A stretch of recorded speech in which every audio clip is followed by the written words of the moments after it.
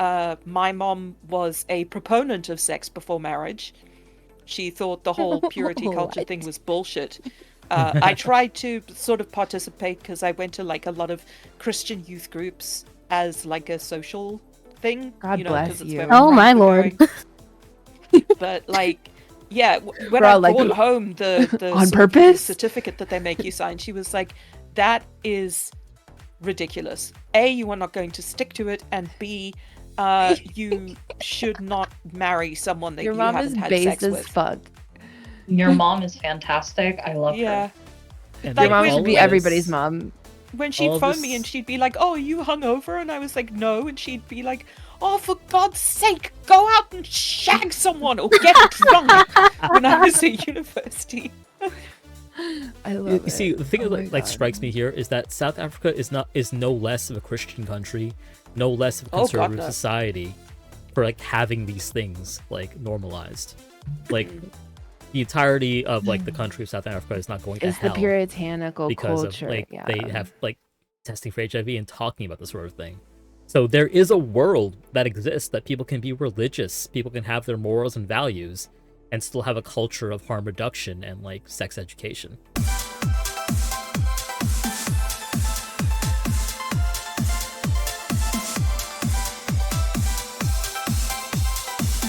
And welcome into this episode of the Depths Podcast. I'm your host, Atramentum_X, variety streamer and LewDtuber. This is episode 44.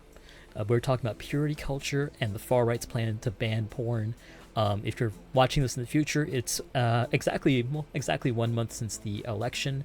So we are dealing with the fallout of that and potentially how that may affect our livelihoods as sex workers and LewDtubers.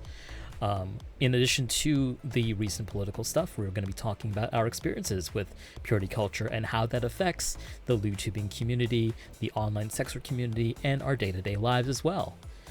With me, as always, is my co-host, Lady Mystique. Say hi, Mystique. Hey everyone. Do you want to tell the viewers a bit about yourself, Mystique? Hey, I am Lady Mystique. I'm that pink one that won't shut up that's always here. I am also a variety streamer and LewDtuber. You can find me over on the Blue Butterfly site, the Blue Heart site, Twitch, Twitter, and that's it, I think. Thank you very much. Lady Mystique has a background in sexology and is the ongoing co-host of this podcast. Thank you and welcome back, Mystique. Great to be here as always.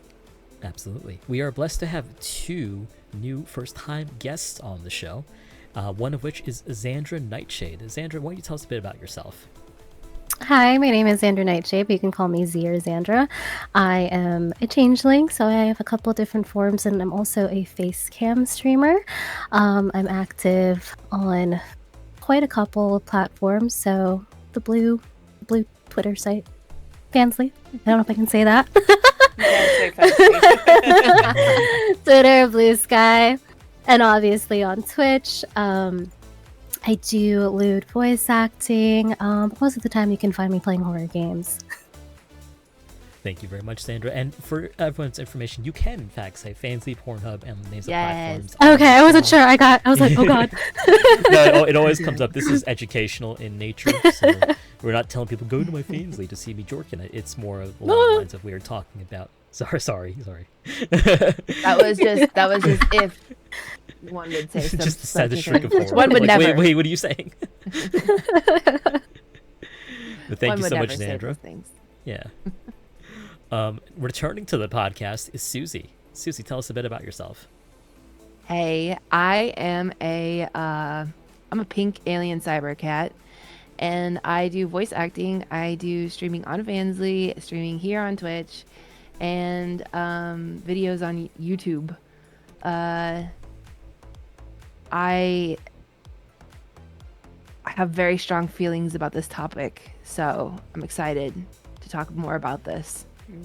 That's right, listeners. So Suzy actually approached me to have this episode a couple weeks ago, and I was immediately down for it because I've always wanted to talk about purity culture, but Suzy, in addition to talking about purity culture, wanted to talk a bit more about the impact that laws, legislation, and the current political climate is going to have on us as sex workers. So thank you so much, Suzy. next up, we have Alistair. Hi, hello.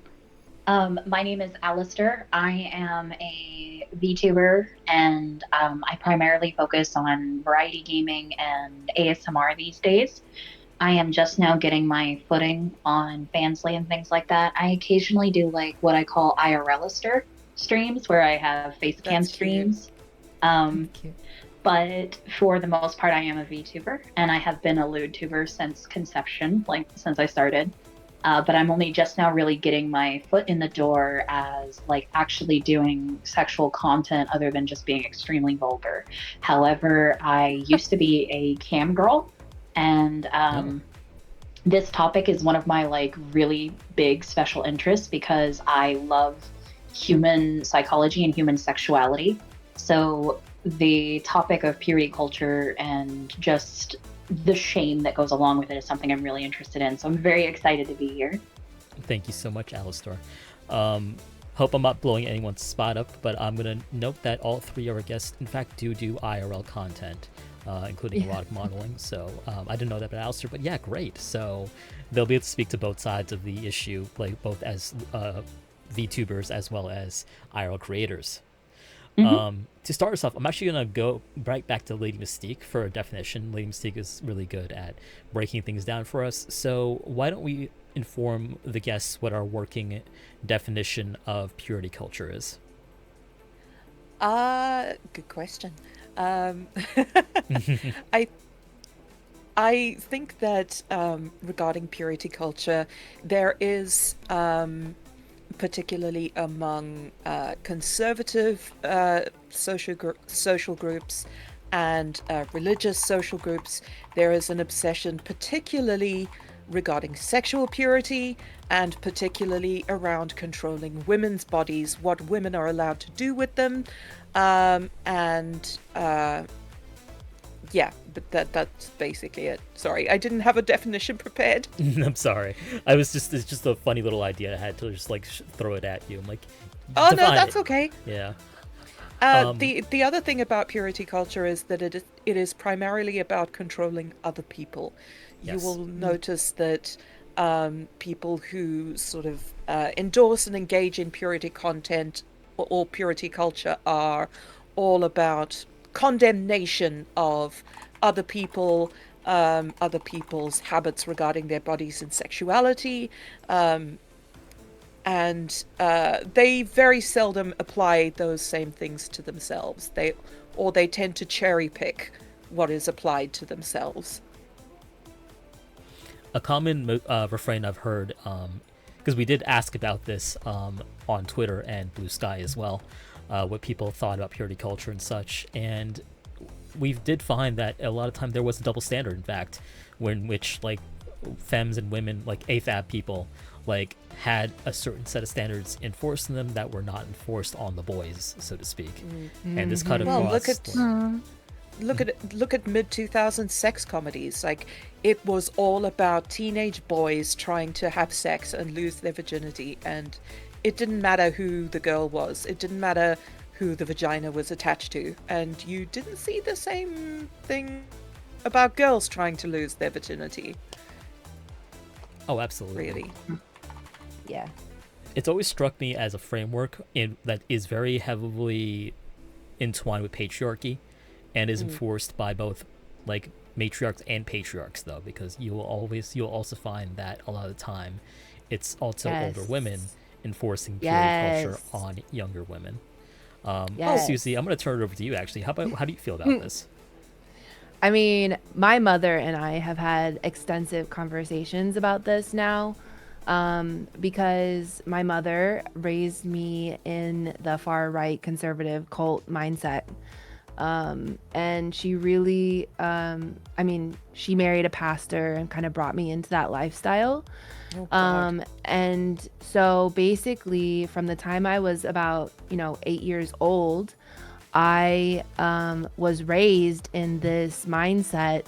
And even before then, my mother and my grandparents were very conservative, but going into it, like being in the inner circle, even in terms of like really seeing the double standards and then also all of the matriarchs in each church circle, really enforce that downwards upon other women. It is so common for that internalized, misogyny to just really be compacted down into the generations. And even though like mothers and grandmothers did things, like have sex outside of marriage themselves, even before, getting married, they will instead try to enforce this idea that don't do what I did, do as I say type of thing. Exactly, the do as I say, not as I do type thing. Exactly. And so Also- I think that they even lock their kids down even more because of that. Oh my god, yeah. definitely. Also, book recommendation: Laurie Penny, Female Chauvinist Pigs. Very good read. Yes.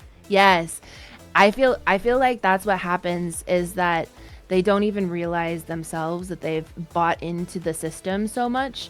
But the thing is that women like this get a seat at the table whenever they enforce these principles downwards upon other women. Yes, exactly. They're tend given to- power to do it. Like, they're given something in exchange. Like, men will approve of them and give them a seat at the table and give them positive attention for reinforcing those misogynistic ideals onto younger women. Yes. So they receive a reward, essentially. Yes. I Sorry had about never that. thought of My it like computer. that way, yeah. Yeah, no, that's exactly what happens. And that's why you see women, especially a lot of these conservative women, speaking so loudly, because these people will actually put them forward to like have these voices so they can say, look, women like us too. And it's very calculated, and it's very purposeful the way that they do this. Because also, the woman Yeah. that has a habit of makes a habit of going on short haul flights and standing up in the middle to deliver loud sermons to the plane because people are basically trapped. Yeah. Oh my god, people still do captive that? audience. Yeah, Captive what? audience. Oh, I thought Oh it was my. bad enough in a crowded subway car. That's Ooh. worse. Oh, Yeah. I've never been flying, so I didn't know people did that. Yeah, Oh, no, yeah. I was watching a Funky Frog Bait discussion on purity culture and the trad wife movement. And Yep. Ooh, we're going to talk The about sort of- trad wives in a bit, too. yeah, and there is a woman who, gets, like Susie said, like, free passes for Yes. bad behaviors, and Yes. who gets male approval for doing this A kind seat of at the thing. table. Mm-hmm. And Oh. like, yeah, Ember's seen the same thing, and she takes these cheap short haul flights and will stand up and start yelling at the plane and delivering these loud sermons, and condemning whores and prostitutes. And How all is that she not on a jazz. watch list So- at this point?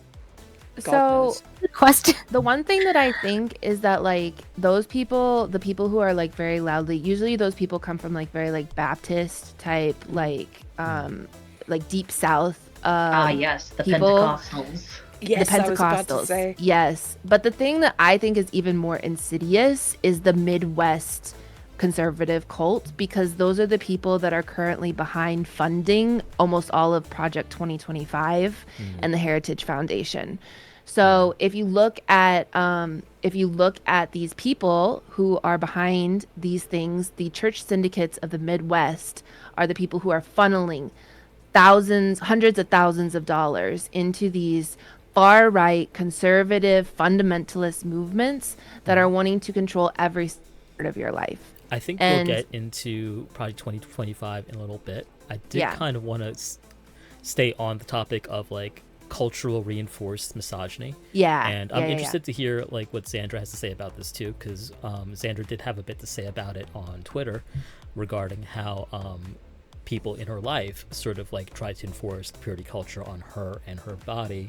Hopefully not putting you too much on the spot here, Xander, but if you'd like to maybe elaborate a bit on that. So I'm glad to like see that I'm not the only person that was like deep rooted into like these religious like purity like beliefs. But actually curious if anyone actually ever went through a purity ritual or purity. Oh, yeah, yeah. I think the crazy. I think there's like different versions of it, but as a kid, I didn't even see, I don't know how I didn't, but I didn't see anything wrong with this. Mhm. So for anyone out there who doesn't know, think of a wedding ceremony. It can be both for young girls and young boys, and your parents are the ones slipping the ring on you. Oh But god, you just have, I never did that. Oh, you didn't have the purity ring? ring thing. Oh no. god, yeah, no, we had We the just had purity to sign ring. a Did. certificate that we were Oh. like going to be virgins until we were married. Yeah. Oh my I goodness. didn't have the purity You know ring, what? but I think I had to there- sign the certificate too. There may have been a certificate, but there was a huge deal about like Yeah, imitating the a wedding wedding. ceremonies are Wedding. disgusting. Yeah, No, we the didn't wedding. have Did that. you have to get it And notarized or? Only by the church. 12-year-old me did not know what was happening. All I knew was that I was being committed to the Lord. I'm sorry, Zandra, continue. But yeah, so as a kid I didn't really see anything wrong with that, but as I grew older and got away from all of that stuff, I look back on it and I'm like, this is not okay. We're teaching kids that their body is not their own, Mhm. and to essentially reject what honestly I believe are natural, I guess you can say, feelings or urges. Instead you're made to believe that you are essentially disgusting, you know what I mean? Yeah. Yeah. So growing up, like, I think because I was so deep in, I don't even know what like faction I'm in. It's one of those like big like mega church like, Yeah. yeah. So Southern mega church is its own like. Some of thing. these They're mega usually churches, Yeah. it doesn't even matter what denomination they are because it's just based on the pastor and his personality. It seems like. Yeah. Mhm. honestly, Also- yeah. Good literature. Well, it's a series recommendation. Marjo dives into mega churches and preaching at them. Interesting. So Zandra, tell us I a mean, bit more about this. Sorry, Sandra. No, yeah. you're No, okay. go ahead. About the purity ritual. Well, like I said, Yeah. there wasn't really like anything intricate to it. Typical wedding ring ritual. The pair put the ring on your finger. You have to say prayers, and then go Wear a up to the white dress? pastor. Weirdly enough, everyone was required to wear white. Yeah. It was really odd. But I think it's kind of crazy to know that I was like proud. You know what I Yeah. mean? No. Yeah. Oh my Um, god, I just got goosebumps. The intense like pride having that ring on your finger. And then soon, I transitioned from private school to public school, and that's when I was like exposed to all these different kinds of worldviews, and suddenly I was like, wait, what's happening? Like, you start to freak out essentially because you don't know what's right, you don't know what's wrong. And I hate to say that I was the kid that thought I was right. You know what I mean? Yeah. I was taught, and this Of might course just you be a modern religious thing, but there's such a heavy propaganda. push to what's the word for it? To be like Oh. a missionary almost. Yeah. Like that is your yeah. divine Everybody you meet. purpose. I have You a have to save your friends. You have to sociological save the thing. people you care about. I have a little screed to go on when you guys Ooh. are finished. So it does sound like, at least for the three of you, Zandra, Suzy, and Alistair, you have some experience with sort of the evangelical side of like purity culture. Oh, absolutely. Yeah. I see. Mystique, tell us a bit more about your. Actually, before we go on that, we do have a question in chat from Elias Revy, asking how do you view promise rings versus purity rings? Ugh. I will say I'm going to be a hmm. little controversial here. I'm going to say there's nothing wrong with promise rings if it's like about like committing to someone in a relationship and wanting to wait until you are in a better place to have that kid. I know that there can be some cultural pressure and there can be some issues with that. Now, purity rings can fuck off, but like, I don't think it's necessarily like wrong to encourage young people to slow down, so to speak. I think Yeah. if it was up to me, like the age of consent would be like 23, because I was not going to be having sex at 18. I was told the age of consent should God. be 21 because if I can't drink and I can't smoke cigarettes or buy cigarettes and I can't do literally anything, until I'm 21, why can I have sex at 18? I think that the age of consent, as well think as like mostly the age because to you're gamble, the gonna. age to drink, all of that should be the same. But like, why should anyone who's above, like, why should like a 25-year-old or a 28-year-old or a 30-year-old be able to have sex with you as an 18-year-old? Is something that I've always. That's what yeah, I think. absolutely. Yeah. No, that's what I agree with. Is like if there wasn't, because I don't like whenever they try to meddle with like teenagers doing stuff with teenagers and stuff like that, Yes, because yeah. I think that like that's enforcing purity culture. Right, I Like agree. people were gonna do what they're gonna do, Mhm. like, but as long as they're Among their the same peers. age group, among their peers, I think that it's like healthy experimentation. Right. But what I don't agree with is like what you were saying, like a 29-year-old fucking a 18-year-old that just turned 18. someone who's, like, 18 there's and a something day girl. fundamentally wrong with this. Yeah. Yes. Yeah. It's like two different stages of life, and I've gotten into arguments with people. But they're like, "Oh, they're of age," and I'm just like, "But If that's the only part that it's- mattered to you, then it's weird. it is weird." Exactly. Right. Like the age shouldn't be what's concerning to you. You should be thinking like, where are we both at in our stages of life? And I think that that's important, like for everybody with relationships.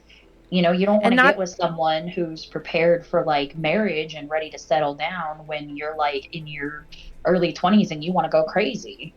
Yeah, but weirdly enough, this doesn't matter to like these like evangelicals and these traditionalists.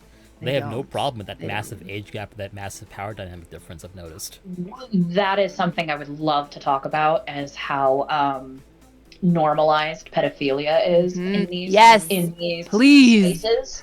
Please. Because I have so much that I think about when it comes to the way that young girls' bodies are looked at when they are still children. Mhm. By So these before men. we continue on this topic, because it is a very heavily charged and triggering topic, Yeah. this is for chat as well.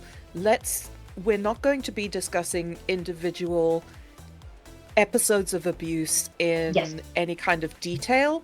We're discussing broad, like, cultural things. You, like, saying that you have been a victim of abuse is absolutely fine, of course, but just so that we know in chat as well, we're not going to go into describing, like, details of any abusive episodes or abusive people, because that can be... Oh, I'm talking, like, to chat as well. I know you guys probably know sorry. this. No, But, it's okay. like, we're not looking for, like, detailed Testimonials. descriptions that could be triggering to other people. Yes. So, when you are engaging in, like, messaging and chatting to us, just please be aware. Thank you, Mystique. I appreciate that. I'll probably put it as a pinned, actually. Yes.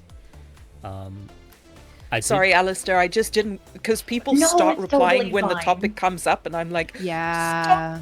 Because, like, No, it's Yeah. happened before. It's totally fine. I often forget that, like, the way that I tend to look at these things is more analytical, but when you talk about it, it can touch on something for people Yeah. that's very Mhm. deep. But I mean, Yeah. I get it. I understand. Because it's completely. normalized for us. I mean, we Yeah. lived it.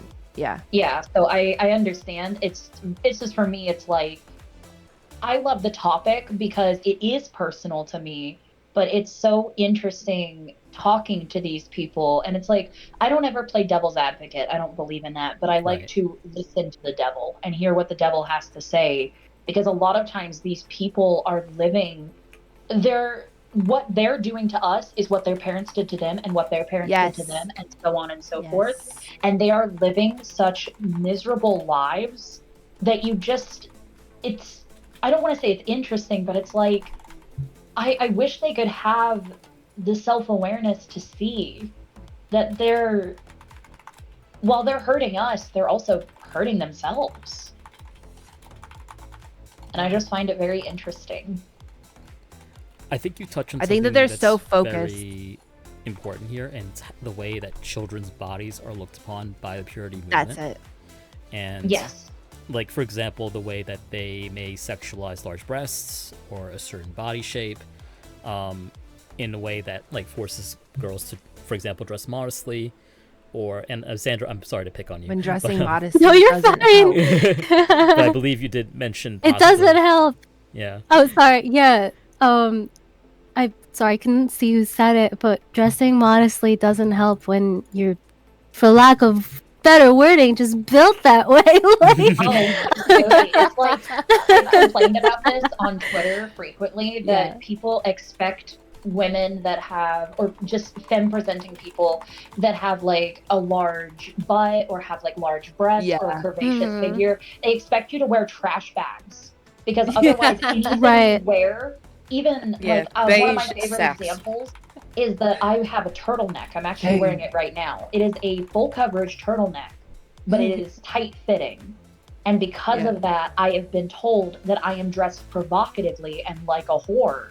Even though there's no skin showing whatsoever, it is simply my body type. And I am very lucky. It's externalizing responsibility for your own urges. Yes, and I'm very blessed personally that my development was very late. But I remember the disgusting comments that people around me would get when they're just teenagers. And it's wild to me that you would say that to a child because people cannot control their development. People can't control their body. And to tell a young girl who is wearing the exact same dress as her friend to cover up, you're making the grown men in the room look, or you're making stare at you uncomfortable. It's like, how dare you put the feelings of grown men who cannot control themselves onto someone who doesn't even understand that yet. They are a child. That's why women in these societies are like required to grow up so much faster, because like literally you're like being perved on by so many older dudes like the entire time. You're essentially basically forced to learn the bad viewpoints against you. When you're way too young, so the people who develop early, it sucks because you're told to hide parts of you that are literally just there. And I wish it didn't have to happen. Let the kids be kids, you know what I mean? Like, oh yeah, no, I had D cups by the time I was 9. Like I had to have a breast reduction at 15, like a medically necessary breast reduction. So I got that a lot. I just can't. Yeah, it's just sick. Yeah. It's sick. Sorry, go ahead. It's gross. No, mine's a stupid point. Like mine, there's a meme on Twitter where it's like a teacher in a classroom and she's got like a tight fitting like dress on, and she has a large like ass, and like the post is like, what would you do if this was your child's teacher? And the response is like, what's she supposed to do, leave her ass at home?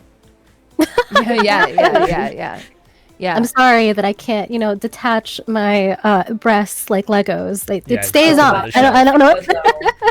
And I remember like potato boobies. So a lot of what I remember, like, because I was in a pastor's family, a lot of what I remember was the interactions of the congregation with myself and my family. So because I would go to church like every single time that there was church, like not only on Sundays, it was like Wednesdays, Thursdays, Thursday afternoons, like, oh my God, it's exactly like that. Yeah, no, there was, I mean, and in the holidays, forget it. You're just spending your time at church most of the time, but what I remember a lot of the times was the way that the older guys would treat my mom and me, because they would always comment on what my mom was wearing. They would always like comment on like different things, and like feel like it was appropriate to say things that it would never be appropriate like in the real world just to like say to somebody, like that you wouldn't. It's weird the amount of ownership that they felt over us because we were the pastor's family, Because you're in this so group, this, like, because like they felt like not only did those men feel like they could control their own women in their own family, but they felt like they could control us too, like they were a part of the inner circle, like the elders or something, like one of the elders would be able to say something like that to my mother, or say something like about my outfit to me, or like, just like random things. But like one time I remember my mom was super pregnant and she was wearing this dress, and they told her that she looked like she was wearing a tent. And then the other time she was wearing like like leggings, and it was just like they were talking about that, and it was just weird, like why would you comment on that? Like it's just weird things that you wouldn't even like think about commenting to somebody else, Right. but like it made you kind of see where their brain was at, like why are you viewing our bodies so much, and I think that was like one of my like first memories I could ever think of, and then I think that that's just like that perpetuated onwards and onwards, It's so interesting because like looking at Christianity, like, so I was not raised Christian at all, but from the perspective of an outsider, like I thought like people were supposed to have these like pure thoughts and chivalrous thoughts and sort of like to not even like notice or like verbalize thinking about a woman's body in that way. And it's just so wild to hear that the norm is the opposite. It seems like that's all they can they talk feel about. ownership. They feel ownership over it. Yeah. It's Even not if you just look the at like ownership. homophobia, it's always talked about. Sexuality is always talked about in purely sexual terms. Like Yeah. these people Exactly. are obsessed with genitals. It's very disturbing. It's And because transphobia, they are so obsessed. It's because they're ashamed of their own sexuality and their Yes. own feelings, so they are obsessed with it. They are constantly thinking about it. And I was going to wait to talk about that, but No, that's please what go ahead. repression does. Lots of times when people act out and do something unthinkable sexually, it is because they've been living these lives of repression and shame, and they literally just lose it and they snap. It is the reason they are obsessed with it is because that's their entire lives. They have to constantly think to themselves, oh, I can't look at that woman. Yeah. He makes me feel a certain way. Or, oh, I can't look at that man. I'm really attracted to him and I shouldn't be. It's like And then they get it's angry. ever consuming to the point that it's obsessive. And that's why they police us, is because we are very We're the clearly problem. they think that we're the problem, but in actuality, we are just existing within ourselves in a comfortable space. And it is partially envy, but it is also partially we are. It's almost like we're triggering them, and they're realizing. Yeah. We literally We're just the external, exist. yeah, we're the external Yeah. locus of their self-condemnation, basically. I think they just want to Exactly. put themselves up on a higher pedestal to just feel better Better. about what they're trying to oppress. Part So of it. the thing that they're trying to oppress, they think, oh, it's bad. I have to enforce this on others to make myself feel better.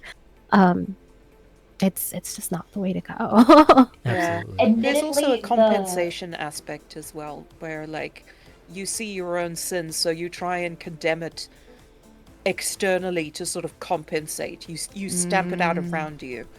Exactly. Like, one of my favorite things to bring up is that during the Republican National Convention, Grindr usage goes up insanely high. Oh yeah. But Yep. they're all publicly homophobic, and That and they're all escorts make like publicly bank. Yeah. exactly. Yeah. Escorts Yeah. make so much money. It's insane, and it's just I genuinely, part of me feels sorry for them, because it feels like they are so out of control of themselves and unable to have any sort of agency, that they're miserable, they're going insane. Like, So- there's no joy. Something that Zandra said earlier really like rung true with me, and it was when you were saying like you feel sorry for the person that you used to be, because we used to think that we were right. Oh my And God, I constantly think back to the person that I was when I was that person, when I believed truly all of those things. And I think that it is because of the fear that they're like this. Because when I was living as a Christian and in that fundamental lifestyle, every single day was filled with the fear of not knowing if I was going to hell or not. Like there's a certain type of fear that's instilled with you from very young. You're taught every single day that if you do something bad and you don't have time to repent for it, or or you don't have, like, let's say like you were in a car accident, but before then you were like doing it with some hooker. Like, if you didn't have time to like repent for it before you died in your car accident, you're going to fucking hell, you know? Right. Yeah. So Yeah. there's this constant fear of like not knowing the status of your soul in terms of this heaven or hell worldview. And I think that that fear drives people to the point of insanity almost, because Exactly. you're constantly, it's not healthy to live like that. It's not healthy to like to be thinking about some weird like future heaven that like doesn't even sound fun. Like if you're just constantly worried about the status of your eternal soul, whether like rather than your current like The present. life, then you're not gonna Exactly. treat other people well, you know? Mhm. Like yeah. they're Yeah. like they they're would so rather- lost in it. Yeah, I they think would rather shame think plays a about huge part in it. heaven. Sorry, go ahead. You're lost in it. You don't see it. Like, you literally just don't see other people. You're so worried about yourself that you just don't see other people. And even the ways that they teach you to see other people and like show the love, quote unquote, love of God to other people is still hateful. Well, like, people who aren't part because of your they're- group aren't really people. Be selfless by being but selfish. they are people, but they're just people who are yet to become Christian. All right? Like, they are just a number in which to then bring them in. It is not that they're not people. It's just that in their current state, we can't accept them. And They're so like that lost creates sheep, this essentially. hierarchy of humans, a caste system. Yeah. Yes. Go ahead, Zandra. Oh, no, I was just going off of Suzy how No, please. these lost people are viewed as like lost sheep, and we're supposed to be the shepherds that build up the army of Christ. I also wanted to tack on that aside from being worried about our status in heaven, shame plays like a huge part in it. Yes. And I'm talking in purity more in the religious sense. If you were raised extremely religiously, chances are that your life was mostly spent in a church. So I can totally relate to everyone saying how they had to go to youth groups, youth camps. There was always something, multiple weekdays. The prayer groups, anything you can think of. Like, I think I was at church like probably 6 days. Yeah. It was nuts. But these people, the congregation, essentially end up being your family. And when you're raised to be pure, there's this shame of looking at the opposite side, because maybe a part of you does want to dip a toe into it, but then your brain goes, oh my god, how is my family going to view me after that? Right. Because What like people the church think. is your life. Yes. That is essentially your rock. You are afraid of losing what you already Support have, system. your support system, essentially. Yeah. And it sucks because at that stage, it's not like you have a second support system. I eventually did, but Yeah. Well, the yeah, church they really isolate. was everything. So people like when people were just like, oh, like why didn't you just like leave? It's a cult. It's And a go cult. Right. there. It's, yeah, they isolate you. They make sure you don't have Or they anyone else guilt to you go into to. coming back. So it's like, Yeah. Yeah, it's your mother, No, your it's rough out father, there. your whole family. right. People that like have raised you, your aunties and uncles. Like, it's Mhm. easier said than done. Just walk away from all of that, so to speak. It's so painful. I did want to go to a question in chat, and we also, Mystique, I don't know if you remember the point you wanted to make about 10 minutes ago, but if you Yeah. do, I'd like to go back to it also. So while you formulate your thoughts, I want to take a question in chat from Sugar Plum Queen. This is an interesting one, actually. So Sugar Plum Queen is a fellow YouTuber. So she asks, I have a question. How do you feel with this current generation that goes to school that dress grown, like a sex worker attire? At what point do you personally draw at let the kids be kids, but encourage them to be safe? So this question is asking about like kids these days and what they wear to school, and to what extent you can encourage them to dress more conservatively or not. What are your thoughts, panel? Ooh, I've essentially raising my younger siblings, and I feel this a lot because, so obviously the girls are meant to dress very like covered up and all that, but we have some girls in our congregation that are, tapping into different like fashion trends and all that. And I kind of just have to remind them, like, I think it's important to explore like different sides of you if you want to tap into different sides of fashion, but don't let anyone feel free to chime in. I'm trying to find the right way to say this. I Like- think that like girls should be able to wear whatever they want, but they should be able to like lash back out at a dude, like a grown man trying to sexualize them. Right, You know? right. Like I think that like young girls should be raised to own their body more and to feel more comfortable when they see a dude like staring at them weirdly, to be like, what the fuck are you staring at? I'm like a child, Right. like look away. I think that kind of like attitude would go a long way. This is a tough question for me because being born and raised in New York City, and having gone to high school in New York City, like I've seen all manner of like creepy guys like hitting on my female friends, like catcalling, street harassment, and it like literally doesn't matter what they're wearing. It can be from booty shorts to like just straight up whatever, like conservative clothing.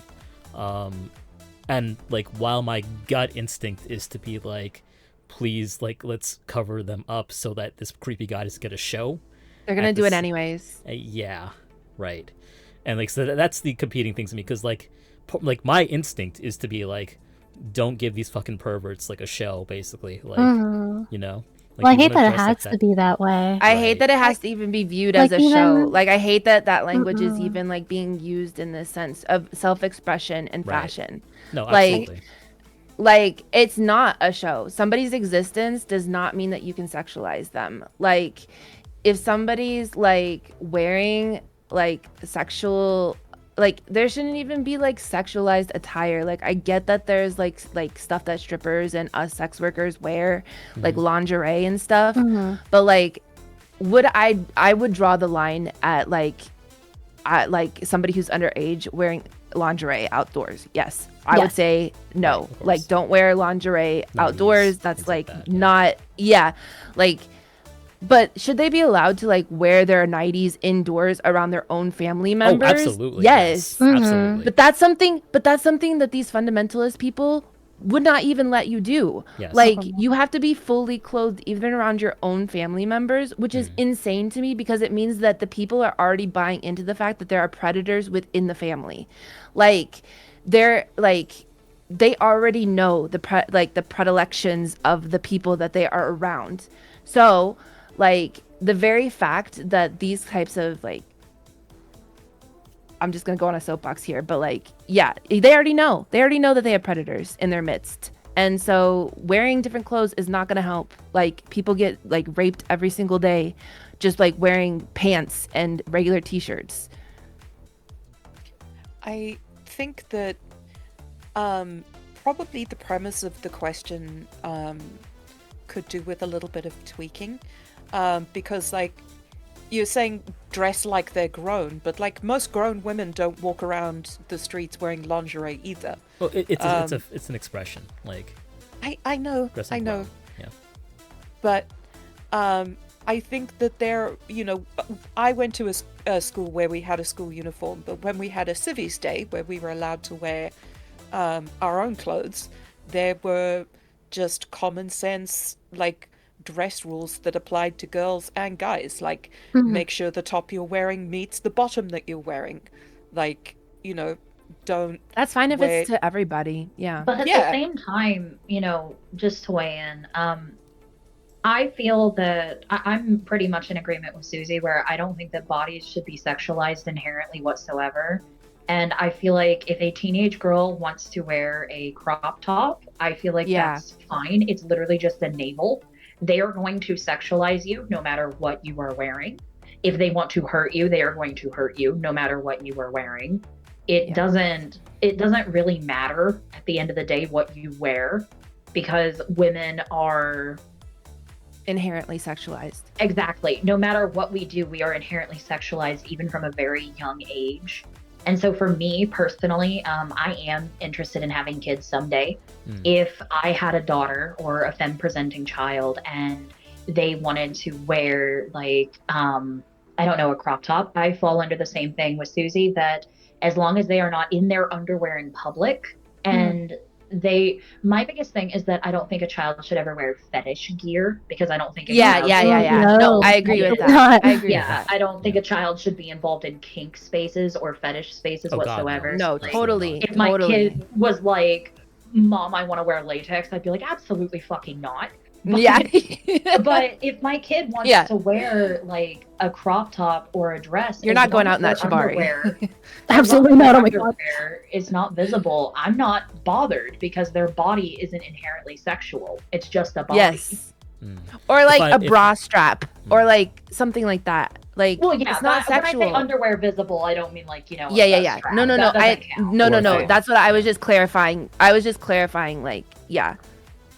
So Like, that's not that part. and just bear with me here because I'm not playing devil's advocate in the slightest, but like we know your individual like philosophy towards parenting and such, but how would you speak to another parent's like fear about sending especially their female child out in the world wearing a certain thing and protecting them from predators? Like, how would you sort of like speak to that fear that like let's say a friend of yours may have, or like a family member?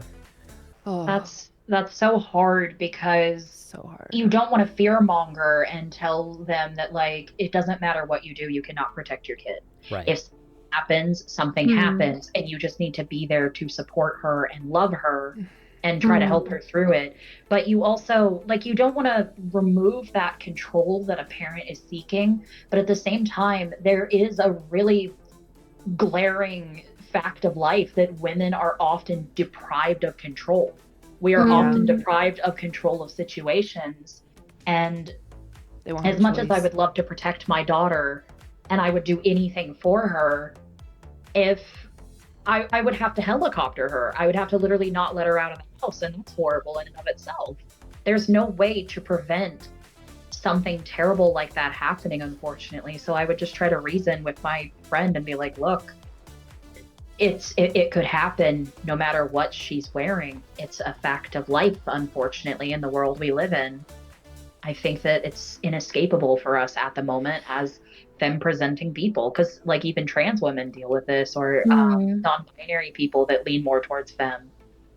It's like, it's something that's inescapable. And I often think that a lot of like masculine people don't necessarily realize, because like, of course it can happen to men too. Of course. They will never like discredit male victims. They matter too, and they have a seat. But it's almost like, for example, every time I leave the house when I'm alone, I have to make sure I have weapons nearby me at all times in my purse, because I never know.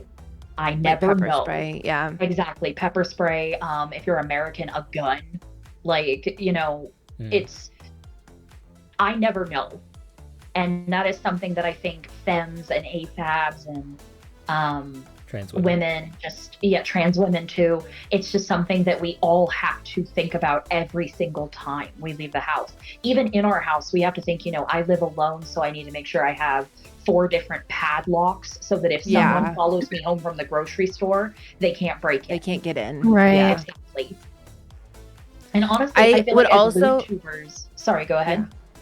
Oh, the other thing that I wanted to talk about was not just like the physical threat of violence and having that choice taken away from you, but also especially growing up in purity culture, the way that the mental way that they make you treat your own body makes you have no ownership over it. So you are more likely to get preyed upon by men who are trying to groom you. Exactly. They are grooming in that you. mentality. Exactly. It starts so young. The which is predators also sad. That's why come for domestic you violence because is you're so that bad. person. Domestic violence is a horrible problem in a lot of like religious spaces, because women are prepped from such a young age in churches and in religious spaces. That behavior. Exactly. And they say it's love. It's what your husband wants for you. You must submit to your husband. You must submit and obey to your father. Submit and obey. The amount of times I've heard that. Oh my god. Submit and obey. Yep. For Mother's Day, submit and obey. Submit and obey. Yup. And it's so disgusting, because like submit and obey is like literally it. Yeah. I still go to church just to appease my family. Sometimes I'll like go to be like, okay, sure. And I Same, did go for Bessie. the past Mother's Day, and they did the whole submit and obey thing to all the mothers, and the resounding from the men in the congregation. Gross. No, it wasn't. So I was raised very religious, but I had the I would consider it somewhat fortunate when I hear your story, Suzy, and yours, Xander, that like I got very lucky that I was rebellious. And so from a very young age, they told me submit. And I just refused. I said, why should I? What did he do to deserve that? What did he, why should I? And I fought against it to the point that by the time I was about 14, my grandmother just stopped trying to get me to go to church. She gave up because I was causing more problems for her in the congregation by going than by not going. But the thing is that I loved the Bible as a story.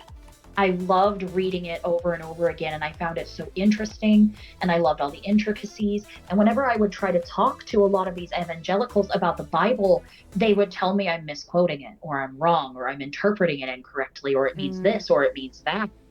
And it's just very, very confusing because, like, the Bible often doesn't say anything about women submitting and obeying. That's not something that's like they tell you to love your husband. They cherry exactly. pick. They cherry I pick. think but they what's tell you to love your misconstrued is husband. respect. So they see respect as, I guess, like purposeful ownership. Translation. It's not Right. it's not just not knowing. It's purposeful mistranslation done to subjugate women. I mean, that is it. That's the bottom line. Exactly. And I wanted to say that as lewd tubers, this is a little further back in the topic. I feel like, as lewd tubers, a lot of these people, when it comes to having agency over your body and things like that, I feel like we attract a lot of very negative attention because with VTubing as a whole and just streaming in general as a woman, a lot of men get off on the idea of ownership of you. Like, my Oshi talks to me, my Oshi messaged me on Discord, my Oshi did this. And when they see you not doing what you want, especially with lewd tubers, because they don't want us too sexual, because that means we could have other partners and they don't like that. They want the ownership. I feel like lewd tubers get an especially rough time from the VTubing community because of the purity culture within VTubing. I agree Because with that. the majority male fan base won't want us because we're whores and we're not their pure Oshi. I have an entire section of this podcast like they'll carved out for like Oh. for that, for like talking about OnlyFans and Fansly and like seeing like the your fans as like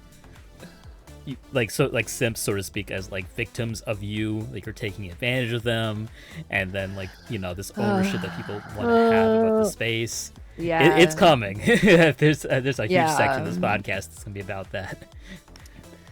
We're gonna get into that. We're gonna get into it. Yeah, we're gonna talk about that anti-lewd-tuber like undercurrent that goes around in the community. But for the time being, we're gonna stick on with the sort of like religious and purity culture sort of aspect of things. Mystique, I did want to give you a chance to bring your I'm sorry, I know it's been a hot minute, but if you want to go through your aside from earlier. Oh, that's okay. Like, the conversation has moved on so far, it won't really make any sense. Sure, okay. Make any sense. Sorry. I was exhaling. I was like... If it becomes relevant again, feel free to just jump right in. I'll let you have that opportunity because obviously we do love it when you bring the sexology and academic perspective to the... It's hot. Exactly, it's hot. It's so hot. It's so good. While we're taking a little break here, chat, if you have any questions for our panel, you can ask them right here in chat. But if you're feeling that you want to be anonymous or you're shy to ask, use the marshmallow link. It will notify me immediately and we'll pull it up on screen and talk about it. So we've talked quite a bit about the religious roots of purity culture, but are there non-religious aspects of purity culture that people may not realize? I think Yeah. So I'm talking about outside of like the church and like your family unit stuff like that. I do think so, yes, because there's been a very growing problem that I've seen in leftist spaces, especially in LGBT, like queer spaces, where a lot of like, I understand where they're coming from, where it's a rebellion against the hypersexual nature of the way that women are viewed in like, yeah, it's like the hookup culture and the way that women are portrayed on like television and on billboards, how we're hypersexualized. Posters. I understand where it's coming from as a rebellion, but I often think that because it's usually coming from like young people, like even kids, I think that they're not understanding that by demanding a lack of sexuality in queer spaces, that they are doing what religious pundits want us to do. They're falling right into it. I think it comes from a lack of understanding the fundamentalist Christian agenda. Exactly, because they're not educated on it, because a lot of them are, I don't want to say privileged, but they didn't grow up in it, so they're coming from like, usually, since they're already left-leaning or from a leftist space, they grew up with parents that were very left-leaning, and they didn't have to deal with like a lot of the shame around it. So their version of rebellion against the way that we're hypersexualized is by demanding zero of it and policing other people. And I don't think they realize, and that's why I have so much empathy for them, is because like they're not trying to repeat religious, right-wing talking points, but they are, because they're saying like, like a big one is no kink at Pride, no leather at Pride, nothing. Yeah. And while I do think that there is a huge lack of child-friendly Pride events, I think that is a huge problem. I don't think that we need to take away the sexuality of Pride, because a lot of these kids don't understand that is the protest. By being publicly in your kink spaces and showing it off, where society cannot hide us and force us back in the closet, that's what it is. It's a protest. Pride is not a party. Pride is not necessarily a community gathering. It is a protest of what is put upon us. Capital One presents so Pride powerful and 2024. Sponsored by Morgan Stanley and the U.S. Army. I just want to throw the up. corporatization of Pride I could talk about on end, but that is a totally That's like a whole, topic. When June hits, we'll tackle that one. Oh, please have me. I'm so gay. I'm perfect for this. My credentials, gay. That's another t-shirt idea. My credentials, gay. Gay. My mode, bisexual. It's interesting that you guys bring up sort of the young. I don't want to use the term Gen Z because like my eyes roll into the back of my head, but the so-called Gen Z rebellion against sexuality. You see it manifest a lot in the VTubing space. Actually, you see quite a few people say VTubers are too sexualized. LewTubers have ruined the space. I just want to play games. Why do all these girls have like big boobies out and revealing clothing? Like, and a lot of it isn't religious based at all when you look at it. Like, exactly. Are there Christian that's why tubers? I have empathy for Absolutely. them. But like most of them are not. Most of them are just like, I don't want to see like these e-girls, quote unquote, these thoughts, quote unquote, like ruining my VTubing. Like, what do you guys think about that? Hi, us e-girls are here to stay. Sorry, honey. I mean, what do you say to that? I mean, find your lane and stick in it then, bitch. Like, exactly. It's like it's such a problem that I've noticed with Gen Z specifically. I am Gen Z, so I get to say this. I'm an elder millennial. The Gen Z, they have this feeling where if not every space is made for them, and not every space includes them, and not every space prioritizes them, they feel angry and like it shouldn't exist. And it's hard for them to comprehend that some spaces are not for them. It's okay. I think you worded that perfectly. I was trying to find a way to say it. I think you worded that perfectly. Really oh my good, god. yes. And it Yeah. doesn't mean that they're disincluded. It doesn't mean that they're not allowed. It doesn't mean, well, I mean, some of them are not allowed because they're kids, but it doesn't Yeah. mean that they're, you know, if they change their mind and they want to be a part of this, they can. That's perfectly fine. I will never judge you if you want to join me. But my space specifically is very vulgar. My space Yeah. is very, you know, I make tee pee pee poo poo jokes. My space is very lewd. I flirt with chat nonstop. And if that is uncomfortable for you, then my space is not for Don't you. engage. VTubing is Yeah. such an oversaturated market, baby. You could go on the You For can You find channel one. and the For You page and find 1,000,001 people that are exactly what you want. Yes. And it's policing because they want everything to be for them. And I don't even think it's because they're selfish. I think it is because they feel ostracized if it's not. But it's not ostracization, you know? It's just not for you. That's okay. That's like if I get mad, you know, I can't eat onions. I'm very autistic. I cannot eat onions. So if my roommate makes a meal, if he makes ceviche, which he makes it with onions, and then I say, why did you make this? I can't eat this. He's like, well, I didn't make it for you. And I don't have a right to get angry. It's not for me. He made ceviche for my husband, or he made ceviche for himself. And that's okay. It wasn't for me. They're allowed to enjoy onions just because I don't. That's a great point. Fucking preach. As Venti said in the chat, some people don't understand the concept of exclusion by inclusion. That's a good point, actually. I like that phrase. That's a good phrase. It is a good phrase. I've never heard that Euphoric phrase. and Can you explain also it? I really like that. Is that a Yeah. quote from something? Because that I love that. Absolutely.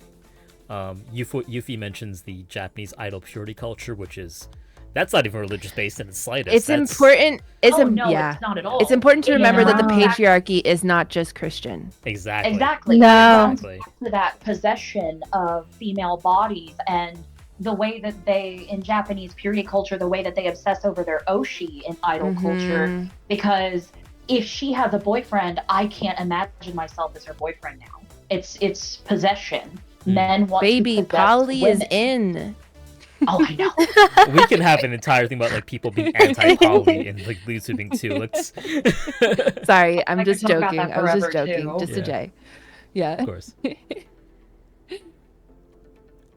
Yeah, but like this is a good point that like the purity culture that comes from like Japanese idol culture is not Christian based in the slightest. That is just straight, pure, uncut Confucianism, baby. it's just all Neo-Confucianism. Entitlement.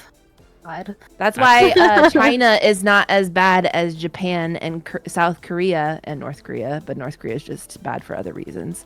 But they have the beautiful thing called Neo-Confucianism. So yeah, no, that's a whole nother thing. They all have their You own. can- But definitely the distinct same purity issues. culture. Like Korea It's has the an same purity extreme, culture. like issue with purity culture and like patriarchy. It's the whole 4D South Korea movement. also has way more issues because they actually have fundamentalist cults that have become more than just fundamentalist cults in the way that we're talking about them. They actually have become cults in terms of even furthering the cult agenda and like making people live together, and like it's really crazy. If you look at South Korea, they're fucked. But yeah. Yeah, just to bring They us have- back on the topic. This is such a good conversation. There's so many things we could like delve into about like just cultures around the world, patriarchy around the world, religious, how it manifests. I was raised like not Christian at all. I was raised Hindu actually, and like I have my own like things about like purity culture. And Yeah. But, yeah. I did wanna Hindus. Oh take my gosh, this you have your question. whole thing. such. Yeah, no, of course. And not even that. Like I was raised Western reformist, so like it's completely different in itself. But like moving on from that, I'm gonna take this question from Marshmallow. To follow up on VTubers and LewTubers, do you think religious organizations and purity culture give VTubing a pass because your avatar or model is fictional? I think most people Ooh. don't know what VTubers are, and the example I'll give is the Fansly leaderboard competition happening right now. Currently, 2 out of 3 top spots are held by LewTubers, like VTubers, and yeah. on Reddit, people are like, why are the top 2 spots held by cartoons? Question mark. I definitely think that that's it because so if they knew they'd hate you this is too. Yeah. Yes. oddly happened to me twice now where I've had a viewer's congregation find out about me and watch my content, much to my misery. Yeah. But Ooh. once was very recently as a VTuber, and once was when I was much younger and I was a cam girl. And the responses were very starkly different, where the viewer whose congregation found out about me was just like, well, I guess if she makes you feel better and she brings you comfort, you know, whatever. It was for some reason given a pass. But when I had my viewer find out, like his congregation find out about my cam girling, and this is a long time ago, he was like completely ostracized. And it was the last message I ever received from him, was just, you know, he's like, I'm sorry. And he was telling me about it, and then I never heard from him again. And I think the experience was much worse. I think VTubers are given a little bit of a pass because they just don't know what we are. They don't know that we're women with bodies that are expressing their bodies yet. Oh God, but if they know, if they If get they to know. don't Oh God. Yeah. I think for I think me, Twitch knows. I think Twitch knows, and that's why Twitch is trying to crack down on us very early. Because unfortunately, I feel that the reason like flesh tubers get away with a lot more scandalous behavior on Twitch is because unfortunately Twitch was not fast enough to stop it. And they are now so big that they hold importance on the website. They drive so much traffic and money in that Twitch cannot feasibly bonk them without risking their own bag. But with VTubers, because we're still new and fresh and people haven't quite caught on yet, Twitch is aware of it, and I genuinely think that's where a lot of the unfair treatment comes from, is that they're trying to oppress women as quickly as possible, and they're targeting VTubers, which is a female-dominated field. So while I do agree to some extent, I actually support like heavy moderation of VTubers, because with a cam girl, like, and you know, it's not to say that some people may be petite or they may have bodies that like do not appear conventionally adult. But with VTubers, there is literally no way to know like how old I am, how old like you guys are behind the model. Like, yes, to become an affiliate, you have to be 18 and such. But what's to stop me from putting my little brother like on my VTube model right now? And that's why, like, to avoid a potentially heinous situation where you may have like a 15-year-old behind a very sexual avatar, I do actually think Twitch should be stronger about this, because there are sites where you can be sexual as a VTuber, you know, and there's like pieces with the TOS like actually covers this sort of thing. Twitch doesn't want to deal with this shit, and like I'm actually on Twitch's side on this point, but like that's just my personal opinion. I actually never thought of it that way. That is an incredible point, and I feel very silly for not thinking of it. Thank you for pointing that out. No, but genuinely, thank you, because that makes so much sense. I really genuinely thought that it was because like Twitch has been very vocal about not liking the women on their platform that are like, you know, pushing lines. Like Twitch has very vocally excluded like Morgue Pie, for example. Right, Morgue Pie, she's Asian an IRL. Bunny. Yes. Yeah, they very vocally excluded them from things and Right. like have kept them out of like spaces. So I genuinely thought that that's what it had to be, is that they wanted to get ahead of us and prevent us from reaching that power. Like, I could be wrong, but like this is my personal like view on it. Like, it's good to be like, all right, no, don't like zoom in on your tits, don't shake your hips around. Like, there's sites for that. This is a 13+ site. Like, there could be 13-year-olds in chat right now. For all I know. If there was like an 18, if there was an 18+ space on Twitch, then sure, whatever, go crazy. But there's spaces in which to be sexual with your VTuber, and you don't need to do it on Twitch. Yeah, I feel like keeping it separate is good. The shapes are also just easier for the algorithm to pick up. Yes. Yeah. Like, it's just easier for the algorithm to pick up and flag VTuber shapes because they are largely 2D, and the AI is trained on like pictures. So that makes sense. That's a very good point. AI moderation is going to be the bane of all of us, unfortunately. Like, I agree. Yeah. I do have to say though, if we do get our spaces shut down, then it's like free range. You know what I mean? Like, like, Oh, yeah. like if we're going to talk about, like, I agree when there's a space allowed for 18 plus VTubers and all that type of stuff, like Fansly, OnlyFans, whatever, other places, that's great. Like Chatterbait. But like, if those spaces get taken away, then y'all motherfuckers better be ready. Well, this is Like, actually an analog to IRL, like escorting. When Yeah. Craigslist and Backpage were taken down by U.S. authorities for hosting like ads, for those all went escorts, to yeah. Romania. They went to Russia. Like they're hosted there now, and law enforcement can't do a damn thing about it. And guess Then what? there's no moderation at all. No Yeah. moderation. Like there's children like on. It's gonna be the those- wild, wild west. basically, Yeah. because of the They short-sightedness were of so those- determined to yeah. protect people that they ended up just hurting people worse. Exactly. And that's why I think this will probably come up later, but that's why like I scream to the heavens that sex work, even prostitution, just outright prostitution, needs to be decriminalized and even legalized because we Decriminalization. are always going to be sought after. This service will always be wanted. It's It's not the gonna go world's away. oldest profession for a reason. People are always going to seek this out, both men, women, non-binaries, everybody. So if this is going to be forever, it needs to be safe. It's like harm reduction. We need to put things in place to make it safe. So I also have something that I feel is very strongly as well, because I think that a lot of people like then point to people that are like in like porn debt and stuff like that and be like, this is harmful to people. This is like hurting them, that type of thing. What I feel is that there are still casinos open all around the United States. There are still cigarettes sold at every single gas station. Alcohol is something that you can get at any drugstore or grocery store. Microtransaction and gambling in video games is still a thing. Exactly. So, but the key difference is that these 18 plus things are being allowed still for adults. But the thing is that there are resources given to people who are addicted to gambling. You can ban yourself from a casino if you know that you have a problem. You can call a hotline to get help.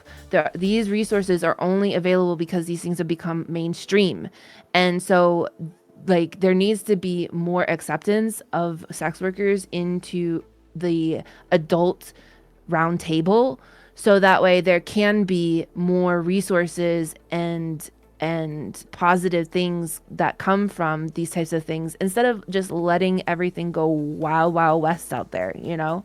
Like, Right. there needs to be Exactly. resources. When you have no oversight, when you have no regulation, when you have no safety, you have people walking the street, people getting STDs, not getting tested, runaways, young girls getting pimped out. Like, these are all things that happen when like you don't allow this to exist in the sunlight and push it to the shadow society. Even Belgium with like, just you passed know, that. sorry, go ahead. No. I was just gonna say quickly that Belgium just passed that sex workers have the right to have health care, and they also get like vacation time now, and they also get like all these other things, like different things that they need. Legal So I think that those protections. things, legal protections as well.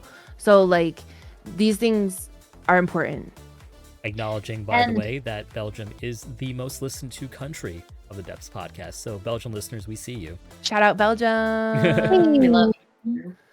But I think that even, you know, even building on what you said, we don't have any kind of like care for people with sex addictions or people with porn addictions Exactly. or things Right. like that.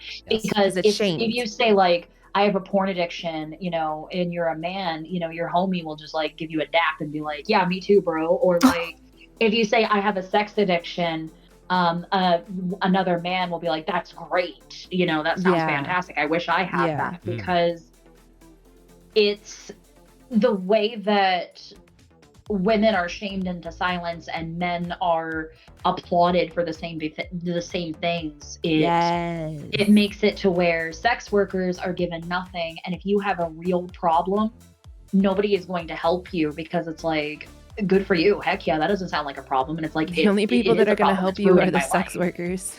Exactly. Sex work is therapy. I Yeah. swear to you, I sex agree. workers are therapists. I did want to zero in on something you said a bit in earlier though about having an addiction to Fansly or to like buying porn or whatever it is, because what I've actually experienced is that most men online will not back you up if you have a porn addiction, or if you're paying for OnlyFans, or if you have a Fansly, so to speak. And I think this has become very prevalent lately.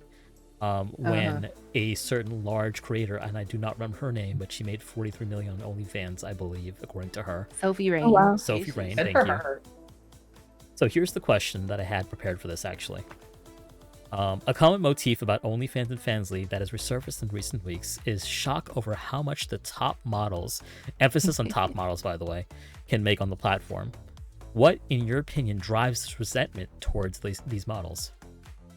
Jealousy. Why are men so Class. mad at this? Jealousy, They think judgment. it's easy. They devalue what we do because they think that, you know, any old woman can just spread her legs and lay down. They don't see what we do as how much work goes into it, you know, cameras, sets, outfit, makeup, other stars, you know, multiple shots, hours Editing. of work, editing. Right. Oh, So that's editing. editing to me. Oh my lord. It's Like, also very you know- non-traditional. So it's just a thing that's been in society. Everything that's non-traditional is, oh my god, that's scary, that's wrong, that's bad. And unfortunately, OnlyFans and Fansly work, sex work is viewed as non-traditional. So people tend to judge very easy. See it as easy money, even though like everyone here has said it Quote, really easy. isn't. It's the same thing as like people who are like, oh, social media managers must have it easy, and I have to be like, because I have been one. No, No. absolutely not. No. Oh my god.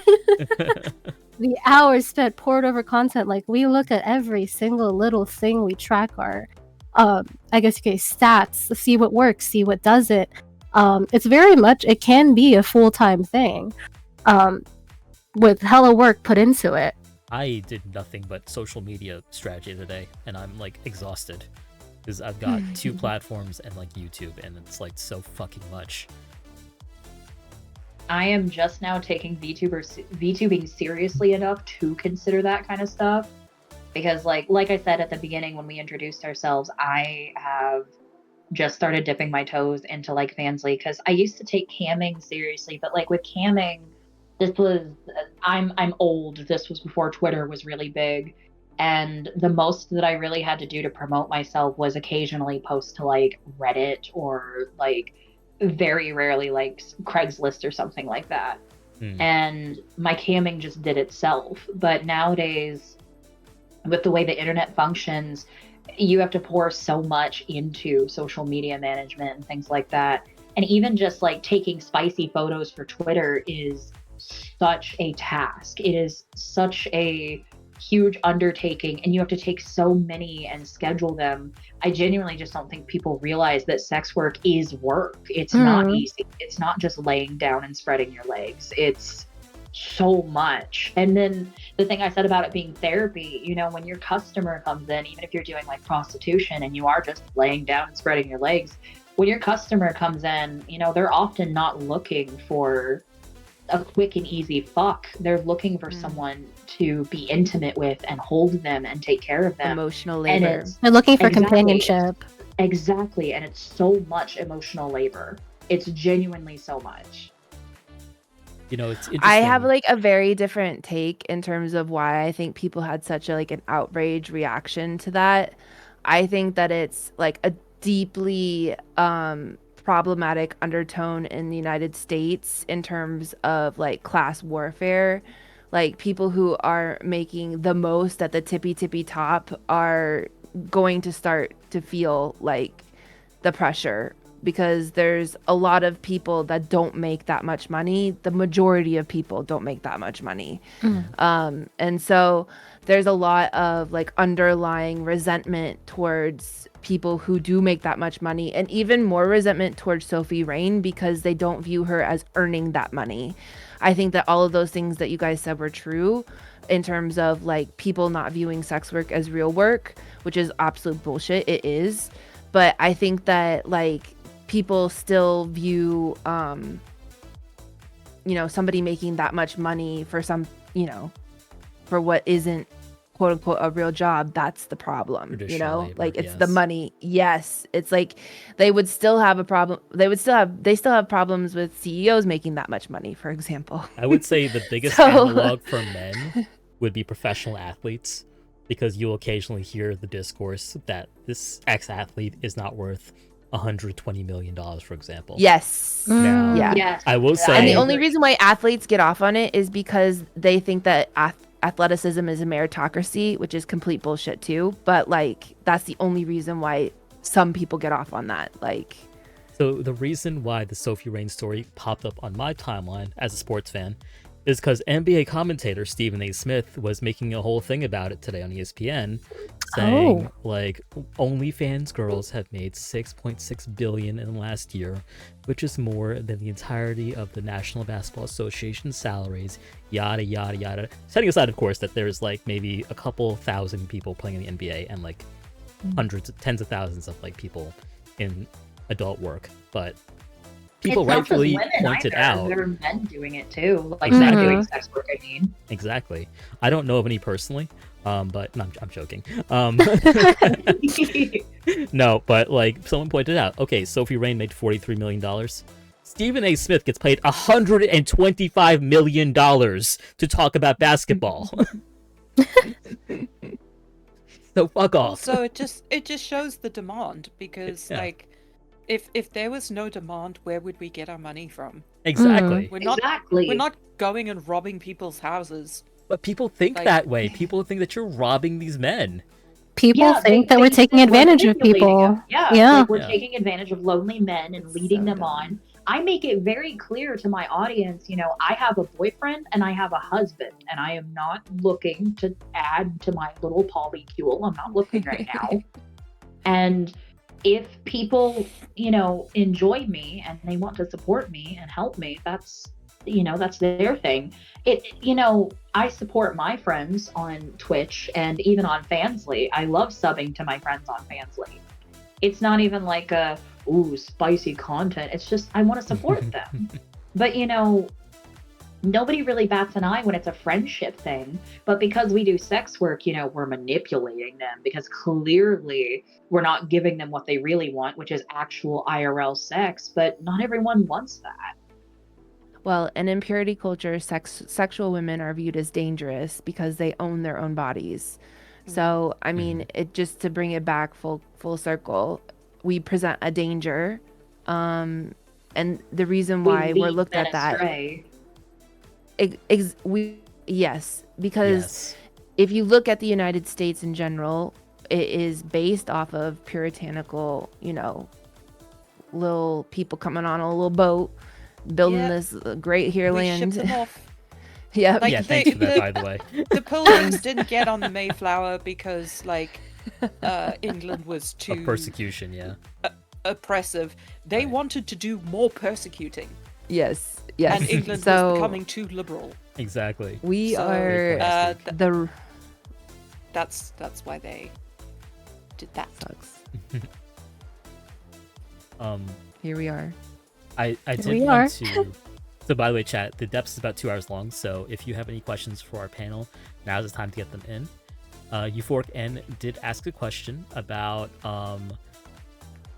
So, let's just read the question, because I did have this prepared as well. So, sorry if this has been asked, but how do you all feel about the push to have to be verified to be 18 plus before accessing adult content online, such as Fansly?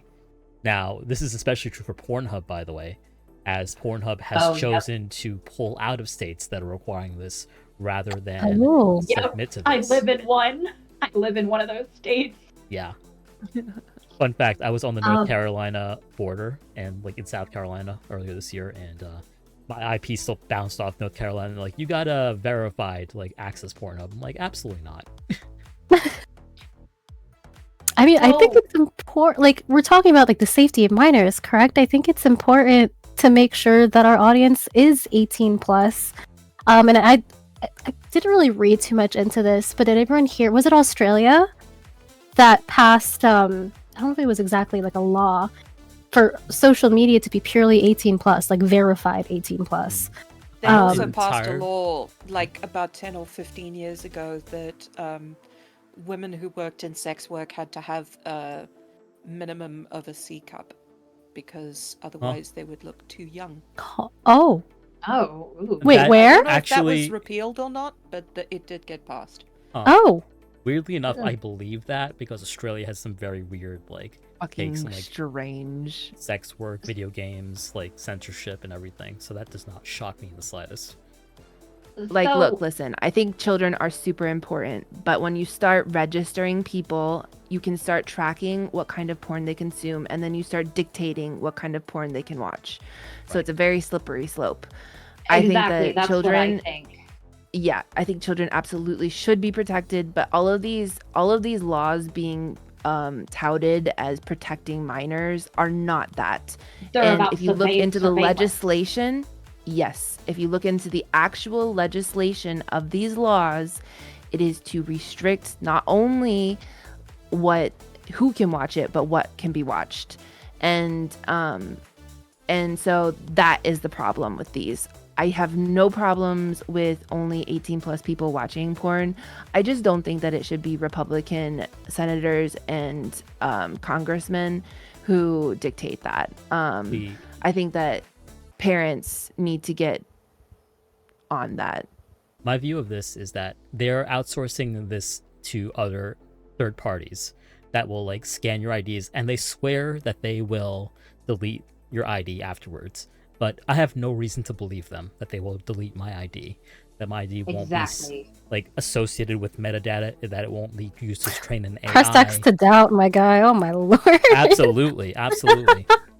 Because the And amount of that's my times problem where a with it. vendor has promised to delete personal identifying information and has not done that and has even sold that information is so numerous I can't even count. Now, when you're adding on to it people's kinks and sexuality, people who may be closeted but want to watch gay porn, for example, Exactly. there is no reason to trust that these outside parties are deleting or handling your data safely. This is the argument against AI. This is the argument against this law.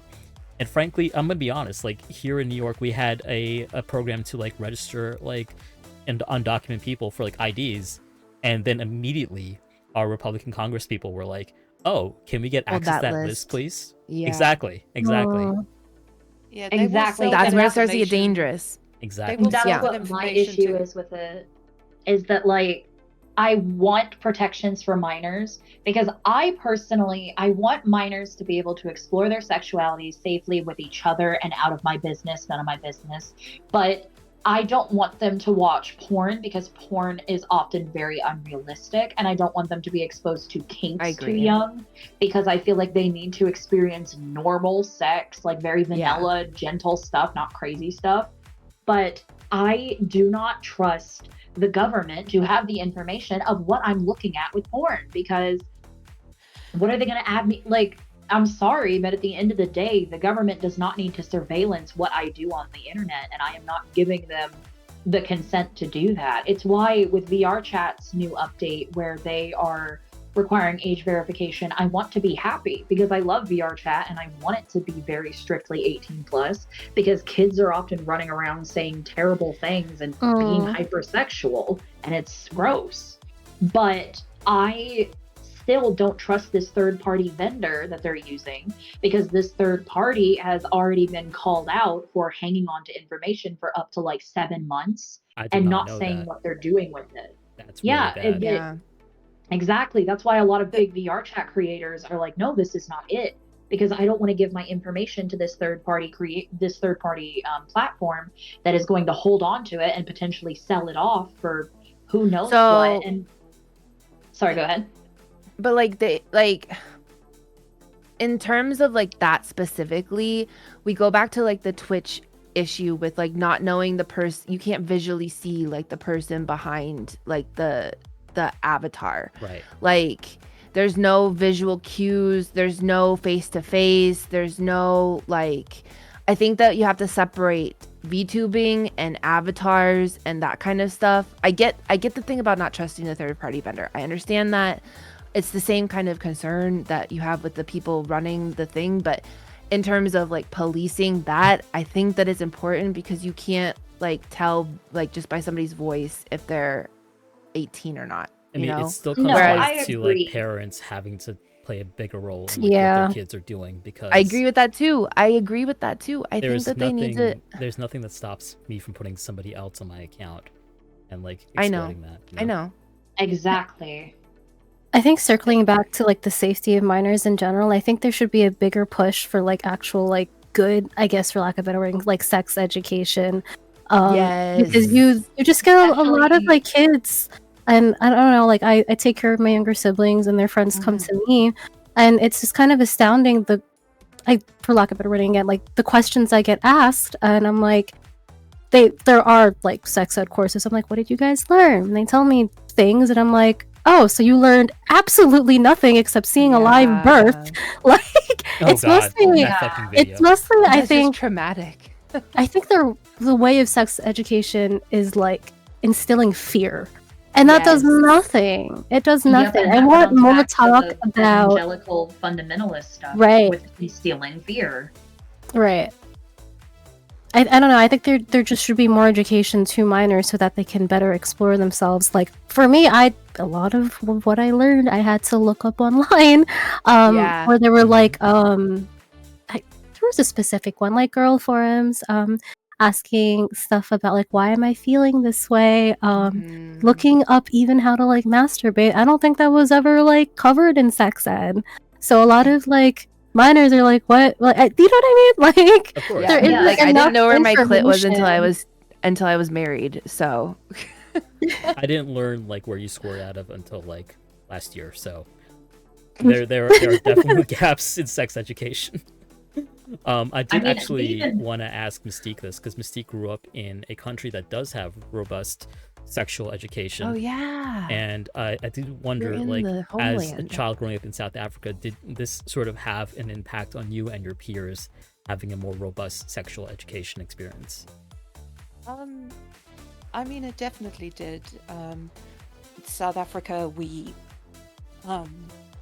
grew up during the AIDS crisis, where up to 30% of the population was infected, and in order to sort of deal with that, the government started issuing sex education and sex education courses and free condoms, not just to schools but to adults. There were advertisements on television, there were programs about it, there were musicals that traveled around, there was a 60-foot high condom on the side of our like town hall municipal buildings. Like, it was I a big want tall that in my building. life. I It want was the an 60-foot enormous condom with the South African flag on it. We had a slogan, "Be wise, condomize." Oh my god! Fuck yeah! I love that. There were free condoms available, you know, wise, in like public condomize. libraries, like a lot of gas stations, stuff like that, in an effort to curb the spread. And it did mean that we had a much healthier way of looking at sex and sexuality, because it was a byproduct of that. That was fought against very hard, and still is being fought against very hard by missionaries from the United States. Not the Um, missionaries. It always comes back to So course. the sorry mega about my churches. people. It's always us. so Sorry. sorry. That's and thing that I was actually talking to a friend of mine about the other day is, like, the way you guys date is insane to me as a South African. Courtship. What Because, do you mean? It's not dating. In South Africa, if you ask someone out, you are dating that person. And if you ask, you know, if you ask another person out, it is expected that you would not be going out with that other person. Whereas in, like, the States and elsewhere, like, you can be, like, together for months before you even officially become a couple and not be exclusive with each other. And that it is honestly insane. I don't understand how to function in that kind of dating environment. Like, We have when a are you a very- couple? Oh, you have to have a special conversation and decide to, like, officially be a couple, because The you what can, are like, we conversation, yeah. yeah, date around. Oh, And that one. like, you can be Ooh. dating someone for 6 months but not be officially exclusive, and Mhm. that's socially fine. And yeah, that is very weird. In South Africa, it is like if you decide to ask someone out, you are with that person and that person only. And if you decide to take on a new sexual partner, you get tested for HIV together. That is like a ritual that you would do. Oh.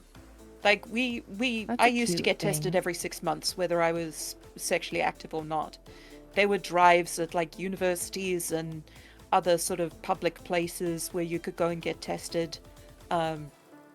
If you like had your HIV test, you put it up on your pin board in your dorm room. Like everybody had their own room.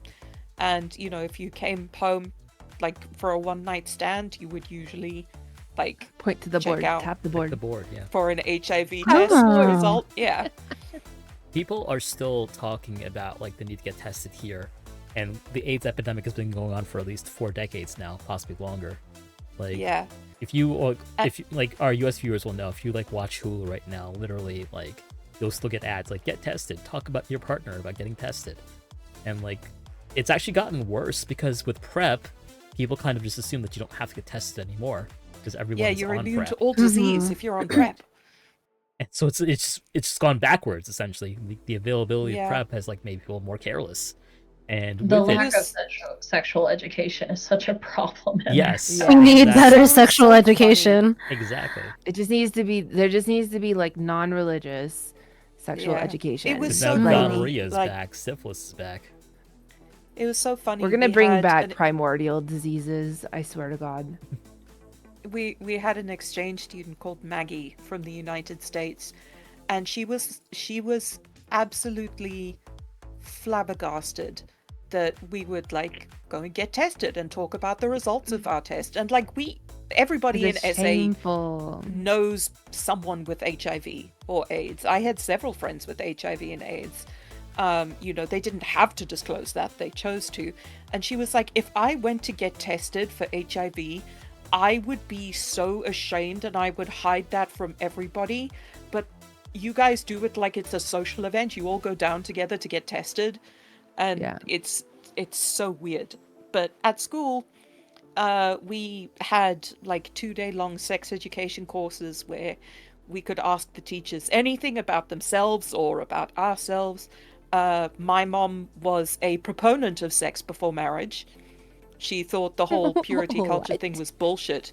I tried to sort of participate because I went to like a lot of Christian youth groups as like a social thing. God you know, bless 'cause it's you. where my Oh, my friends were lord. going.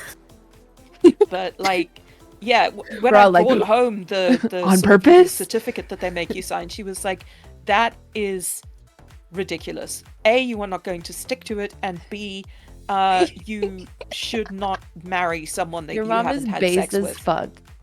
Your mom is fantastic. I love Yeah. her. And Like, Your mom when- should be when- everybody's mom. When All she'd of phone this- me and she'd be like, oh, are you hungover? And I was like, no. And she'd be like, oh, for God's sake, go out and shag someone or get drunk. When I was at university. I love You it. see, the thing Oh that my like God. strikes me here is that South Africa is no less of a Christian country, no less of a Oh, God, conservative no. society for like having these things like normalized. Like the entirety of like the country of South Africa is not going to It's the hell puritanical because culture. of like yeah. they have like testing for HIV and talking about this sort of thing. So there is a world that exists that people can be religious, people can have their morals and values, and still have a culture of harm reduction and like sex education. Mm-hmm. And I think that nowhere else in the world, except for possibly parts of Europe, has this right now. And the US is no closer now than it's ever been to like actually normalizing this. Yeah. Like, it literally took a crisis that was going to potentially wipe out 30% or more of our population to get there. But, like, you know, we did. I mean, Viva that's what Mandela it's and all gonna that. be. His handling of it was top notch. Absolutely. Because before that, we had F.W. de Klerk, who was a Dutch Reformed Church dude. So you can imagine what the sex education or lack was thereof literally was us. like before. Yeah. Dutch Protestants. Oh boy. Mhm. I had another question about minors. Here. So, fears about the safety of minors online are often used to justify calls to ban and censor lewd content online. To what extent do content creators have to account for poorly supervised minors, and does a double standard exist for us versus traditional porn distributors? Yes. Are the standards different for Playboy and Brazzers and Pornhub versus like Ooh. you and I? Basically, is the question. I don't think they should be. They shouldn't be, but they are. Right. Yeah, like there was a whole like discourse on Discord about Discord. I think probably about 18 months ago. Suzy, you'll remember this at least. But it was about like how a LewTuber was in her own Discord server and in a VC with a bunch of people and watching porn. And they were like, what if a minor had come in and seen that, and like basically castigating this woman for not asking for IDs before they joined her server. And like, What? Because like, minors what would the fuck explode right to see a people hentai titty. Yeah, what the fuck right do I have to ask for anybody's ID? Number one. Number two, we have to Not the cops. there needs to be some sort of responsibility on us to do our due diligence to make sure that minors are aware that this is not a space for them, and not to welcome them and to exclude them when they are found. But there is also a responsibility on minors and the people who are raising them to educate them and dissuade them from, and try and make sure that they don't access these spaces. It will happen, unfortunately, because minors will seek out sexual experiences as they are sort of experiencing their Inquisitive. own sexual blossoming. Right. But we need to understand that we don't have the right to ask for people's IDs, and like we shouldn't be punished for not enforcing a more rigorous checking system than like Pornhub does. I have a question for you, Mystique, actually. So this is a hypothetical. So, for example, certain areas of Reddit, if you are a LewDtuber and have lewd links in your bio, they will actually ban you from that subreddit, for example. So, like, how would you respond to somebody? You know, this person's probably being irrational, but they say, you're streaming here on Twitch. What if someone says to you, like, you're an adult content creator, you shouldn't be streaming on this website because you have links to, like, porn? Well, that's actually a very good question. My answer to that would be that I don't ever link directly to my pornographic content. And that when I am on Twitch, I am behaving within the Twitch terms of service. So even if a minor comes into my chat, they are not going to see anything other than like dick jokes and like maybe some jiggly titties that, you know, are fully clothed. Exactly. Like they are specifically made so that there cannot be a nip slip. So I don't think that there is any sort of rationality behind, like, if you're a sex worker, you shouldn't be allowed to be in family-friendly places. Right. You know, because, again, it's viewing it in purely sexual terms. Just because I'm a sex worker doesn't mean I'm having sex all the time. Oh my god. I mean, like, not all sex workers are just inherently sexual people who are just like laying around orgasming all the time, you know? Yeah, like humans too. Like, I can go to the shop. I can go to the shop and buy groceries without a dick in my mouth. You know, I'm perfectly That's what I was capable. gonna say. Like, just because I was sucking dick 10 minutes ago doesn't mean I can't eat a fat burger from McDonald's now. Like, preach. Oh my lord. God, yes. Yeah. So that's actually a very good question, and I think we need to take reasonable steps, but we need to understand what reasonable is. And it's also that's because so like pretty. purity. Oh gosh. I must have hit a hotkey. But hi! Not the Zandra worst hot changed tea hit suddenly. we've had on this I podcast. don't even trust me. know what I like clicked, so it's staying like this for a hot minute. I like it. I love it. Thank you, It's thank great. Yeah, you. it's really nice. It's like Sorry, the thing. Suzy, you It's were like saying. the thing that purity culture people do, though. They hypersexualize everything. Like even though they are like these purity culture type people, they are still like hypersexualizing everything else because they're repressing normal sexual like interactions. So that's what happens. Like just in general because they're just hyper focusing on everything and hypersexualizing it, and then they think that everybody else is like them. I mean, they're doing the same thing with drag queens. Like, they can't fathom a drag queen being fully dressed and normal reading a book to their kids because, like, oh, but drag is sexual. It's not inherently sexual. not. You No, don't it's have to not. do it. Oh She my looks like God. a drag queen. Why is that like fine, but a drag queen isn't, kind of thing? Exactly. It's because they view it as sexual because it's sexual for them. Exactly. Yeah, there is an ongoing like movement to just shove LGBT people back in the closet, and unfortunately, like I think there's a schism in like the community too, because many of them are saying, well, it's what was alluded to earlier about like people being sexual at Pride, for example, in that people do not want overt displays of sexuality, and they will couch that into protect the children, marginalized sexual minorities, so to speak. Children are a cudgel for a lot of these people. It plays on emotions because, like, of course, a normal human being is going to want to protect kids because they're defenseless. They need protection. So they play on your emotions with that by saying it's harming kids. So you think, well, gosh, if it's hurting kids, then it must be stopped. We can't have that. Yeah, And then they don't exactly. look into it any They're further. essentially used as a pawn for something completely different. They're playing Exactly. into fear again. It's fear mongering, using fear to control. It's the key thing that they love to do. Yeah, but God forbid we talk about like that highway near their houses that's like poisoning them, or the food that they have to eat in schools, right? Or the Then we don't violent protect the kids video anymore, games. are we? Like, you know, Yep. Exactly. you can Or gun violence. have Gun violence, Or yes, pro-life exactly, Yeah. conversations. Don't point. All right, just a deep breath.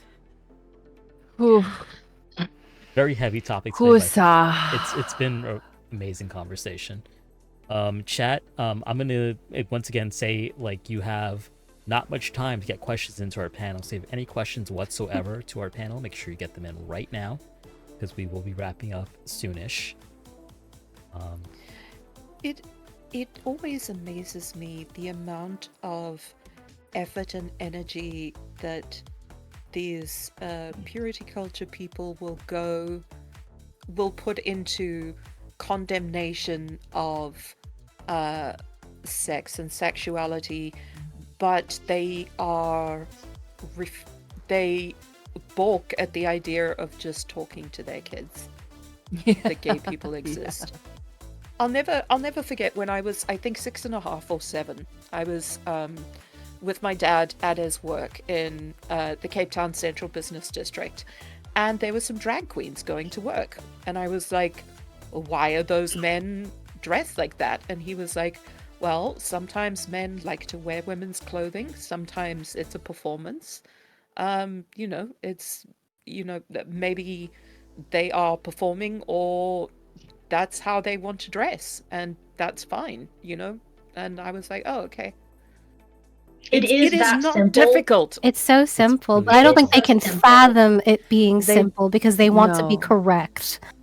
Exactly, because they don't view those people as valid. Like I was very, very lucky with my parents growing up. Like, my mom showed us how to put condoms on various fruits and vegetables. Once my mother Cannot even caught imagine. my brother having unprotected sex, Oh. I was I was in my room at the very end of the house. We had like a long house, and my mom walked into the room because the door had, like, I don't know, wasn't fully closed or whatever. Ooh. And they were in the act, and she was like, put your clothes on and get out of here. Get out here right now.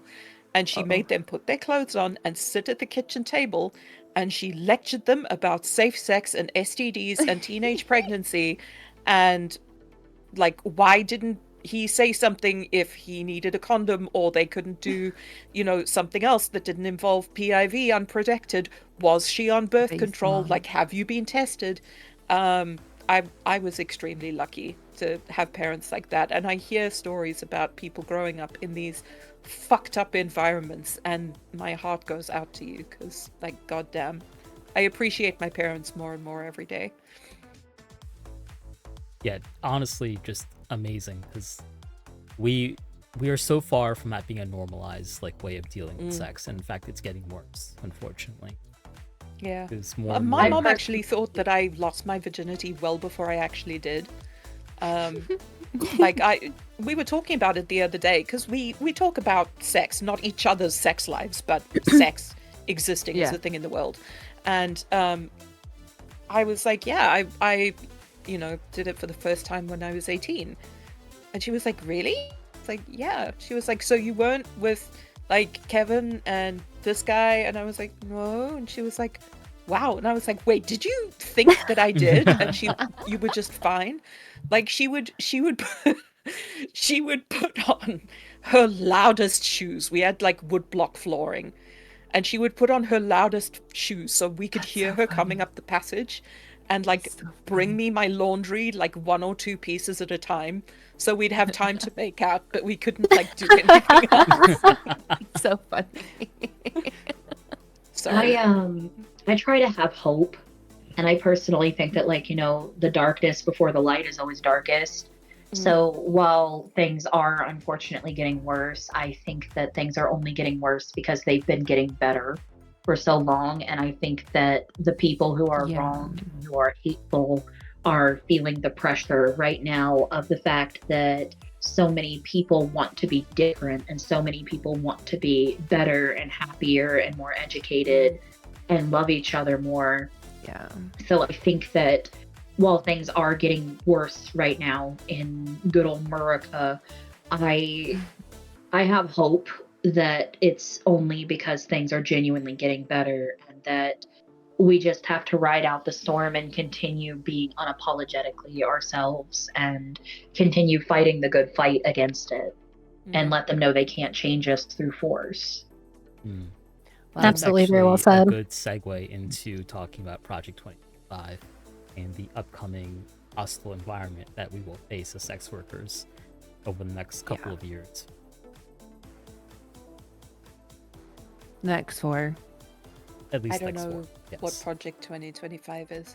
So Project 2025 is a conservative think tank movement on January 20th, 2025, when the new administration takes office, to purge the federal government of career bureaucrats in favor of political appointees, and to crack down on the liberal elements of society, which includes DEI, includes minorities, invisible positions of leadership, and includes sex work, porn, and the sex industry in general.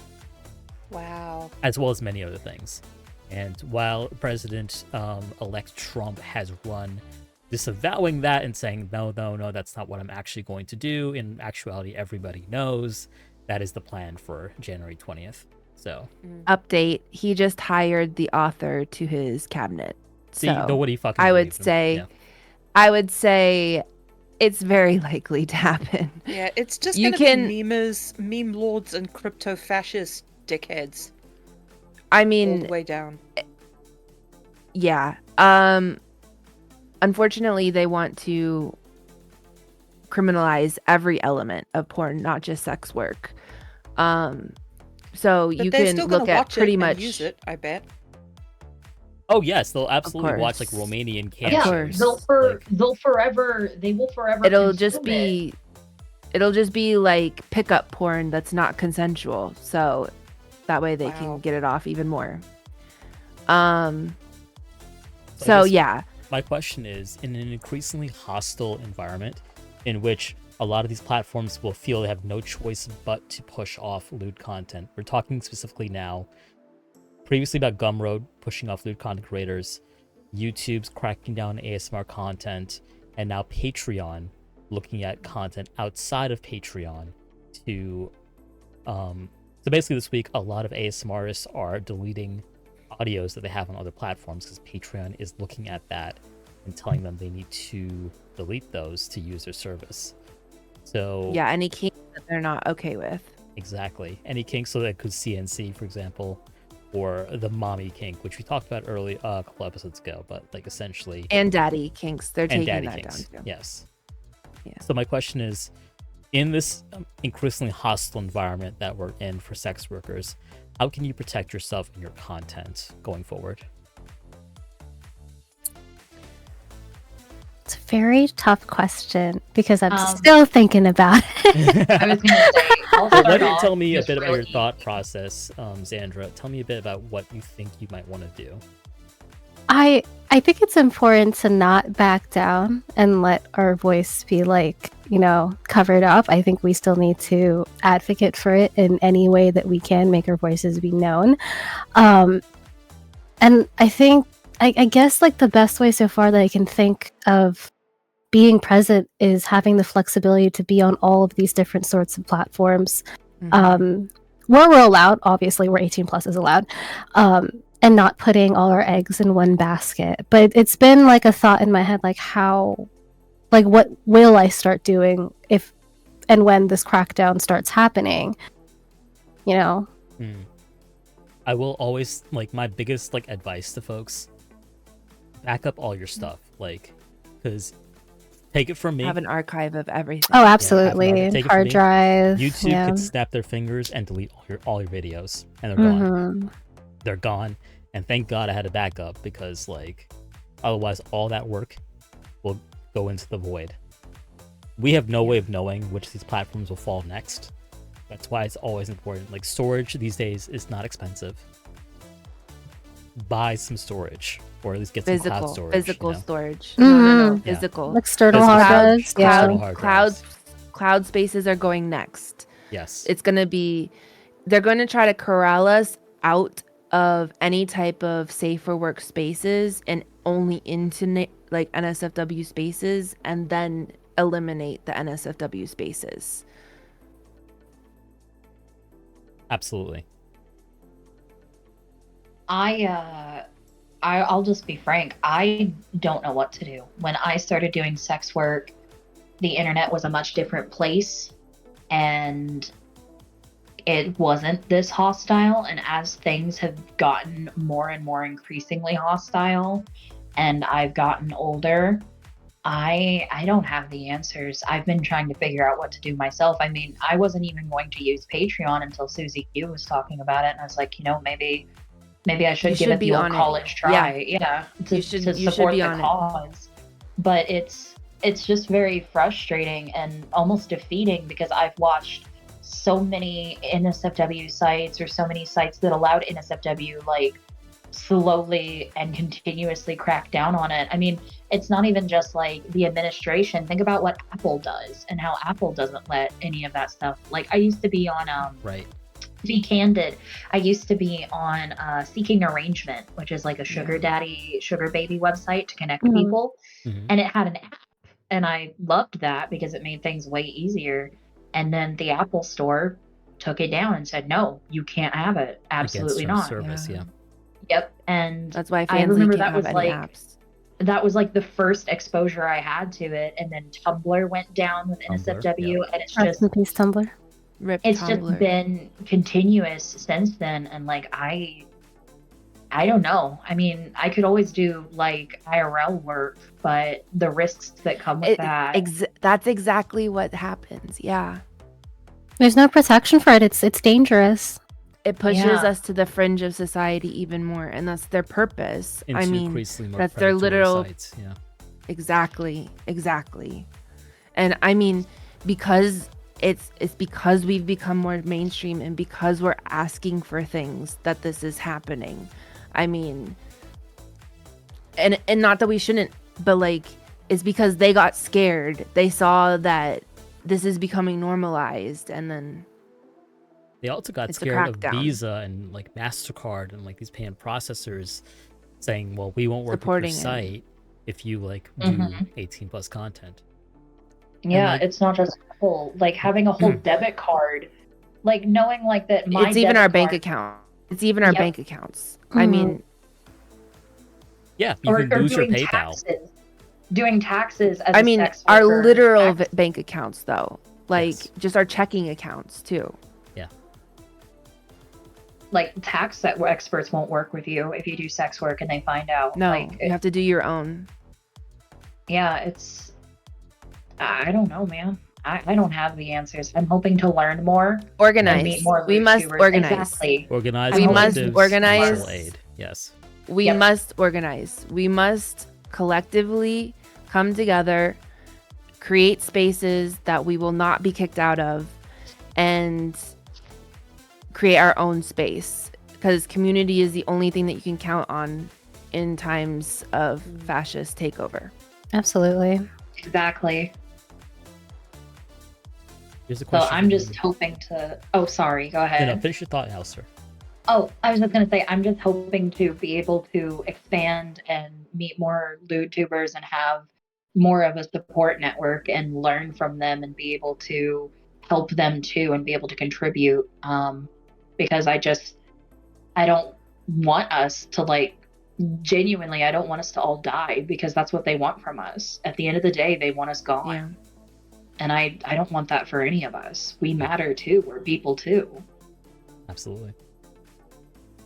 Here's a question from Marshmallow. So this person says, the first part is less of a question and more a thanks. As someone who won't discuss but dealt with forced purity culture, I want to say this is a very nice community. Y'all have helped me a lot with accepting things and not treating things as taboo. Thank you. You're welcome. Now the question. This may be dumb, but what would be the best way to continue to support your content when things get tough? Do you think alternative sites, or should we shift to more say-so areas? The So- say so is where we're gonna have to go. Probably, yeah. Yeah. I just see people using like Yeah. Pinterest and like Instagram, and I just wonder if that's the best way to go, because it's Insta for like still, content or like promoting yourself. I'll give you an example. Like there okay. is one model that I particularly like, and she posts like one piece, like very revealing like photos of herself on like Instagram, Hmm. and I'm like, I'm not sure about this one. Like, Instagram is so tricky. It was one of the platforms that I primarily had to use when I was a social media manager, and the algorithm Mhm. changes. I mean, like every other week. You could be, I guess you could say, like shadow banned, and you could be banned for literally anything, especially anything where you're revealing your body. It's such a gamble, essentially, to post stuff on Instagram. It has and to be like viewed as artistic, like Right. Right, It's like really right. weird. and people push that a lot, and like I honestly. Yeah. Like, this is not to blame anybody for what's been happening, but like, let's face it, a lot of the shadow banning and issues with Twitter have come from the link in bio, like bots and creators abusing Oh. like, the system to post like Well, nude Yeah. photos the of whole themselves. censor bar thing on Twitter, Right. on Twitch. I mean, sorry. let's be real. Like, not all sex workers are good people. So, I mean, we just need to like get that out of the way. Like, Of yeah, course. Yeah, I'm really it's like any group. There's bad There's the people good and there's the everywhere. bad. It's the same thing. yeah. So, I mean, It's there's gonna the- be people that ruin it for everybody in terms of that type of shit. So, Yeah, Like, it I is should the not same have to thing see your with the pussy on like LGBT some community. normal like post, essentially, but like that's what happens. And like I just worry that people are gonna push the boundaries on like Pinterest and Instagram and further marginalize us. And like that's what like my biggest concern is, I mean, I don't even think that's the issue, because like we're not even getting marginalized mostly because of those people. We're getting marginalized because we're being sexual online. So, I mean, like the like, yeah, those people are annoying, and yeah, people will be like, oh yeah, those like people will be like, yeah, those Korean bots in my like DMs are annoying, or like, yeah, like the replies with the pussy out is annoying. But like, that's not even the real problem. The real problem is like just the sexuality, and that's going to be repressed in and of itself. Like, those people like are just an internal like community house cleaning that we have to do, like in some type of way. Like, there has to be some type of cleaning house eventually, but like there's way bigger problems, you know? Like, I don't think that those people are the demise of our cause. Yeah, No, and they're I not. think that I often think that it causes infighting, and that's what they want. You know, the people that want us Exactly. gone, they want us Yeah. to pick ourselves apart and infight Yeah. and be like, well, this whore did this, well, this whore did that, and like go against each other. It's 100% it. Like, yeah, I It don't prevents agree us with from them organizing. responding with Right. link in bio, but like, I'm not gonna stop them. It's their right to put link in bio on people's things, whatever. Is it though? Yeah, like fuck it. There is Go a matter put of your pussy, consent that I lady. think we're not really seeing here. Like, people did not consent to see your naked body on like this post or uncensored. The or, like, problem with the internet, though, is that it is so hard to factor in consent and censorship and things like that. It is very hard to make it work because, like, you know, I've seen people. I have this one. We can't get account that I too woke with follow. it. I think that we can't Yeah. get too woke with it because otherwise we're gonna start shooting ourselves in the foot. No, I do. Like, Exactly. if I start- if we start talking about consent with just viewing somebody's boobies that she posted underneath the thing, like, we're going too far down the rabbit hole. Twitter gives us the tools to censor that. Why not Mhm. censor it then? You know? I think that it's just not the point of the conversation, you know? Like, I think that it's just not, like, I don't think that there's any point to be had to, like, Nitpicking. yeah, exactly. But is it really nitpicking when it's the meta for like a lot of big creators? I think at that Yeah. point, it's not on the creators. I think something needs to be changed on the website that allows it to be the meta, you know? Yeah, Where, but then like- that's what leads to us all getting shadow banned. You know what I'm saying? That's true. Mhm. I just thought that maybe there was a way that you could. It's not even on the website. It's just like, okay, like, this is the thing, right? Like, it's not even those ladies that are the ones doing that, okay? If we look at the real problem, it's their management, quote unquote, management companies. Yes. Who correct. are- correct. Like, okay, if we're actually looking at the problems here, right? It's those management companies that are then being predatory to everybody below them. So the real problem isn't even these ladies going link in bio, posting their things. It's these people that are, quote unquote, like, talent management companies that are taking 70% of their profits and then working their talents, quote unquote talents. They're just pimps that are pimping out their girls. And so, like the real problem there that should be addressed is the illegality of these bitches doing that. Like, I agree. it is 100%. so, like, if we really dive into those issues again, it's not about those ladies posting link in bio and their boobies out, you know? It's like, it's not about that. It's really not. Like, if we address the core issues, those things and let these people be sole proprietors of their own businesses and freely be able to have that, these other would mitigate.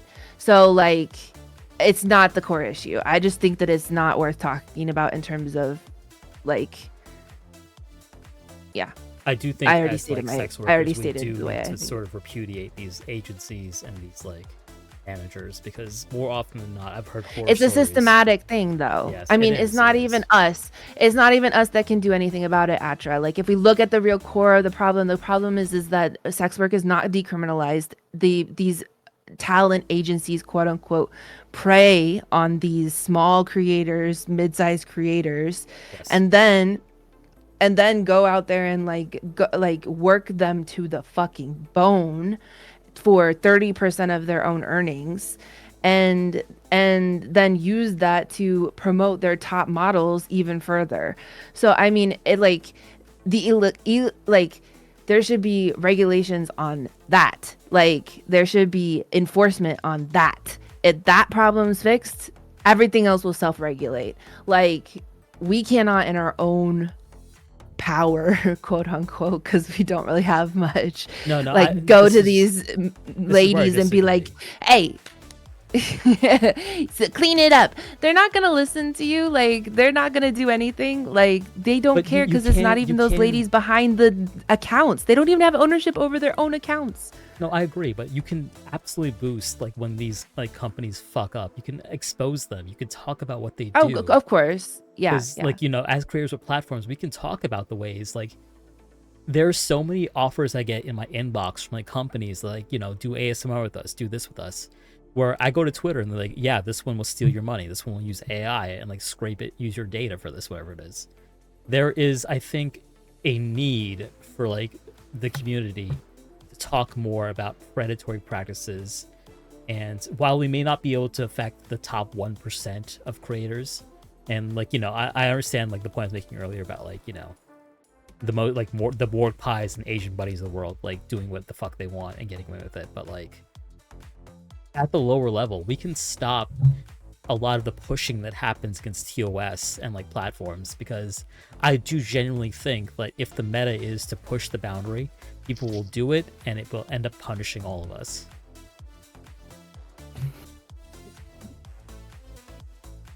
So in 2 episodes, by the way, chat, we will be talking about TOS and towing the line, so to speak. That will be in January. Yeah, And- I mean, I don't know. I just think getting more strict about like safe workspaces isn't the answer. Or like, yeah. I respect that. That these are, of course, I mean, we chat, can my all have personal differing feelings. opinions. Yeah, We're all Yeah, like, yeah. Right. Yeah. of course. So, by the way, chat, again, last call for questions, because we are approaching the end of the podcast. So yeah, I guess the last sort of question that I have is, what advice would you give to a creator who may have grown up in purity culture and is looking to explore themselves through content?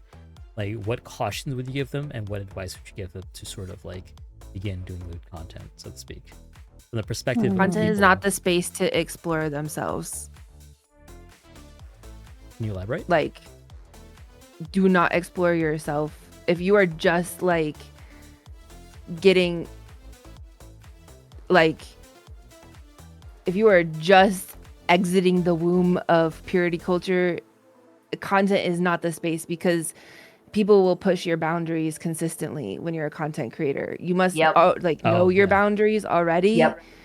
Like before you even engage in have any an type of established way. identity in Yeah. yourself. Yeah. Yeah. I think you don't want to get pigeonholed into like maybe like a specific content creator. Yes. It's important to, explore and research from varying different sources, not just us content creators. Yeah.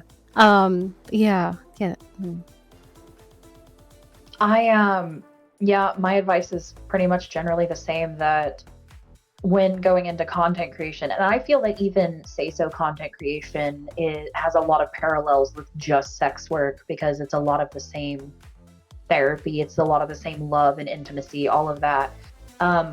You need to have a very stable sense of who you are, because there will be so many people that will push your boundaries and try to get you to do things that you don't want Yes. to, or they will try to get you to be something you don't want to be, especially with mommy stuff. A lot of these people are Yes. somehow expecting you to be their real mother. And Just it's like sub Mhm. you like with no like Daddy stuff too. Yeah. Yeah. absolutely. And you need to be prepared for the fact that a lot of these people do not see you as a person. You're not a person to them. You're an idol. It's idolizing, They don't realize that you have feelings or emotions, or that maybe you're having a bad day that day. And going into content creation, especially lewd tubing, they can get really mean and lash out at you if you're not acting how they want. So knowing your boundaries, keeping yourself safe, and remembering that this is work.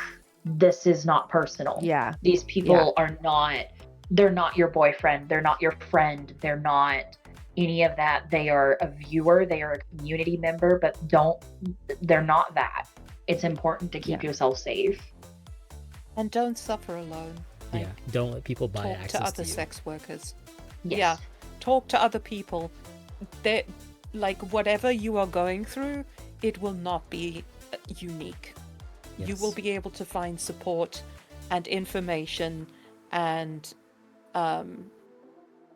recourse if you ask for it. And I think that, you know, something that the internet has made possible is sex workers talking to each other and meeting each other and Yeah. just being able to help each other out and realizing that we're all, like, to borrow a term from religious culture, we're all brothers and sisters in unity. Brothers and sisters, whores and whorettes. Yes, Please rise. yes, exactly. Amen. Sluts, man, whores, girls, gays, and them, theys. Like, we're all together in this. So, like, Yeah. find spaces where you can talk to other people. Cooners and And- brunettes. Cooners and coonettes. I love it. Like, find spaces where you can talk to other people. Don't enter this space if you feel shame regarding your sexuality, if you are dealing with hang-ups Yeah. regarding Mhm. sexuality and The shame is enforcing still your there. Don't do boundaries. it. I think Yeah, it's also important to note that it takes time. It's okay if it's not overnight. It's okay if it doesn't happen in a week and a Mhm. month and a Yeah. year. It takes time, Yeah. and that's okay. Years. Yes, Years. absolutely. Don't compare yourself to others and, like, you know, try to speed run things, because that's where you get into trouble. Just because someone else does the thing, you know, they post IRL or, like, they come on stream or whatever, doesn't mean that you need to do that right away.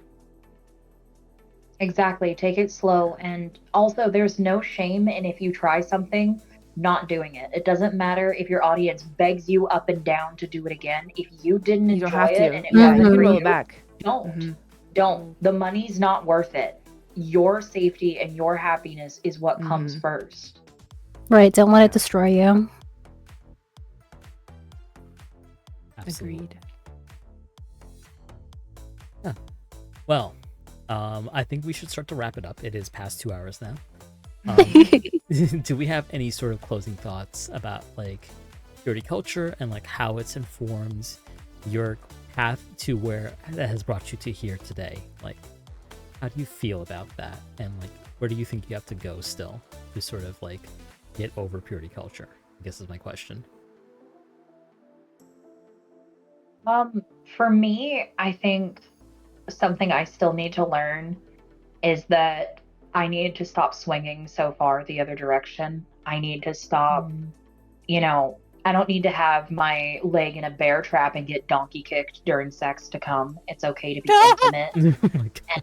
to be loving. It's okay to I'm have dead. loving I love sex, it. because for me, a lot of Yeah. sex in my life has been transactional. It's been a job. It's been work. Mm. And I've been very much learning at my big ass age how to just have loving, intimate sex, because for so long I didn't know what that was like, because I swung too far the other direction from purity culture. I was rebelling. I Yeah. didn't want it.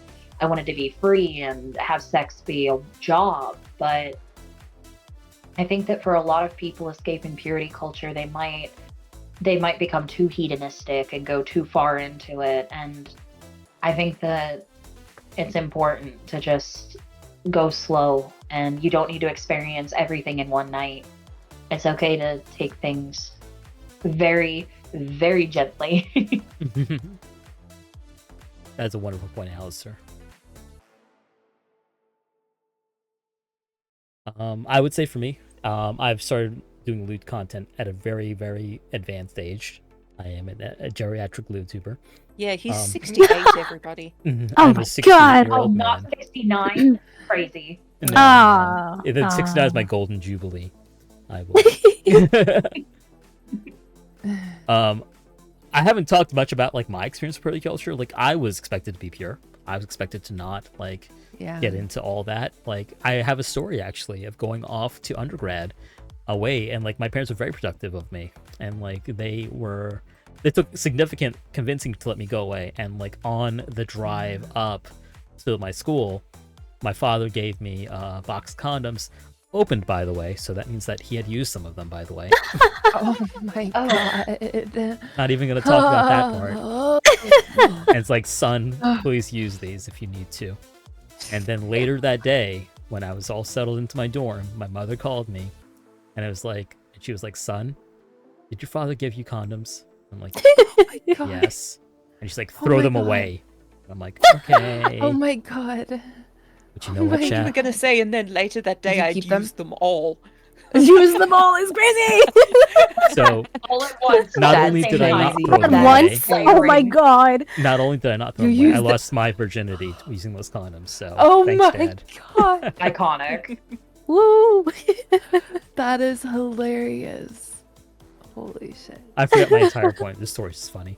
That's hilarious. Yeah, we could use a bit of levity after the heavy conversation, I think. It's been a heavy I conversation, agree. but I trust all of you so very much to have the conversation. That's why if you're watching this episode of chat and you think I might have been a little bit more like argumentative in this one, it's because I like, especially with Suzy, like I respect Suzy so much, like push back and like talk about yeah, like, yeah. I would happily debate you any day, Suzy. Of course. Yeah. But like, you know, men also are affected by purity culture. Men's expectations are Oh, like I agree. affected by purity culture in very I think that's damaging the unspoken and part of this ways. episode, really. Yes. And like this is for everybody to repudiate. Like when you see anti-sex work narratives out there, when Stephen A. Smith at his old ass age is talking about OnlyFans, tell him to shut the fuck up. He makes $125 million to talk about guys playing basketball. Like, he doesn't get an opinion. I'm sorry. Yeah, sit down. Sit down. Like, if they're not paying your bills, they do not get an opinion. That's always been the position that of the show. Some sex worker bills. All right, let's be real. Yeah, of course. Anyway, this has been the Depths Podcast, episode 44, Purity Culture and the Far Right's Plan for Porn. We will continue to organize, have spaces like this, and talk about what it takes to protect yourselves. I do recommend you check our episode about Gumroad. I forget exactly what number that was, but we talked with some of the creators about the increasing censorship of platforms towards lewd content. Lots of great content there about like very successful creators trying to protect themselves in an increasingly hostile environment. I've been your host, Atramentum. We're going to do some plugs. We're going to go left to right and talk about what these fine folk have going on. Starting with Zandra. Zandra, tell us a bit about yourself and what you have going on. Ooh, currently, so you'll find me mostly active on Twitch, playing horror games. Anything scary that I can get my hands on, I will have my grubby little fingers on it. On the more explicit sites, I am unfortunately not as active as I used to be because life is lifing, and I'm doing a lot of adulting currently. But I am looking forward to posting this. I have like a laundry list of like audios that I've been working on that I'm kind of proud of. So that's something I'm really excited to put out there. As of now, I haven't really streamed on Fansly for the very few that have tuned in for my traumatic test. Oh God. Trying to figure things out. It was like, where am I live? Where am I? What's happening? Iconic. Oh my god. I'm looking forward to kickstart that up soon again. I can't really say when. I'm just trying to take it slow. Which is why I advocate taking it slow, because I feel like I'm still like a baby when it comes from like departing from all the purity stuff and getting into the lewd work. Because my mistake was actually getting into everything too hard, too fast. And that in turn probably some I felt like flashback I in was your brain. It made me feel dehumanized, essentially, because of all of the feedback that I was getting, and all of the attention that I was getting. I didn't really know how to process it, so I had to take a step back. So that's kind of where I'm at now. But yeah, if you want to see more of me, definitely look at Twitch. We definitely need to talk about that, the dehumanization of sex work and sort of like the sensation of getting too much attention all at once. When we do talk about that, I will be sure to ask you back on, Zandra. Okay. But guys, check out Zandra. Zandra's a very talented voice actress, among other things. They've read some of my scripts, and they work extremely hard, both IRL and in their content. So go check them out. Their links are in the chat. Next up, we've got Suzy. Suzy, what do you got going on?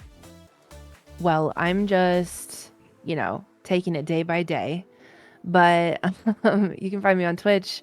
You can find me on Fansly. You can find me on X, on B Sky, Blue Sky.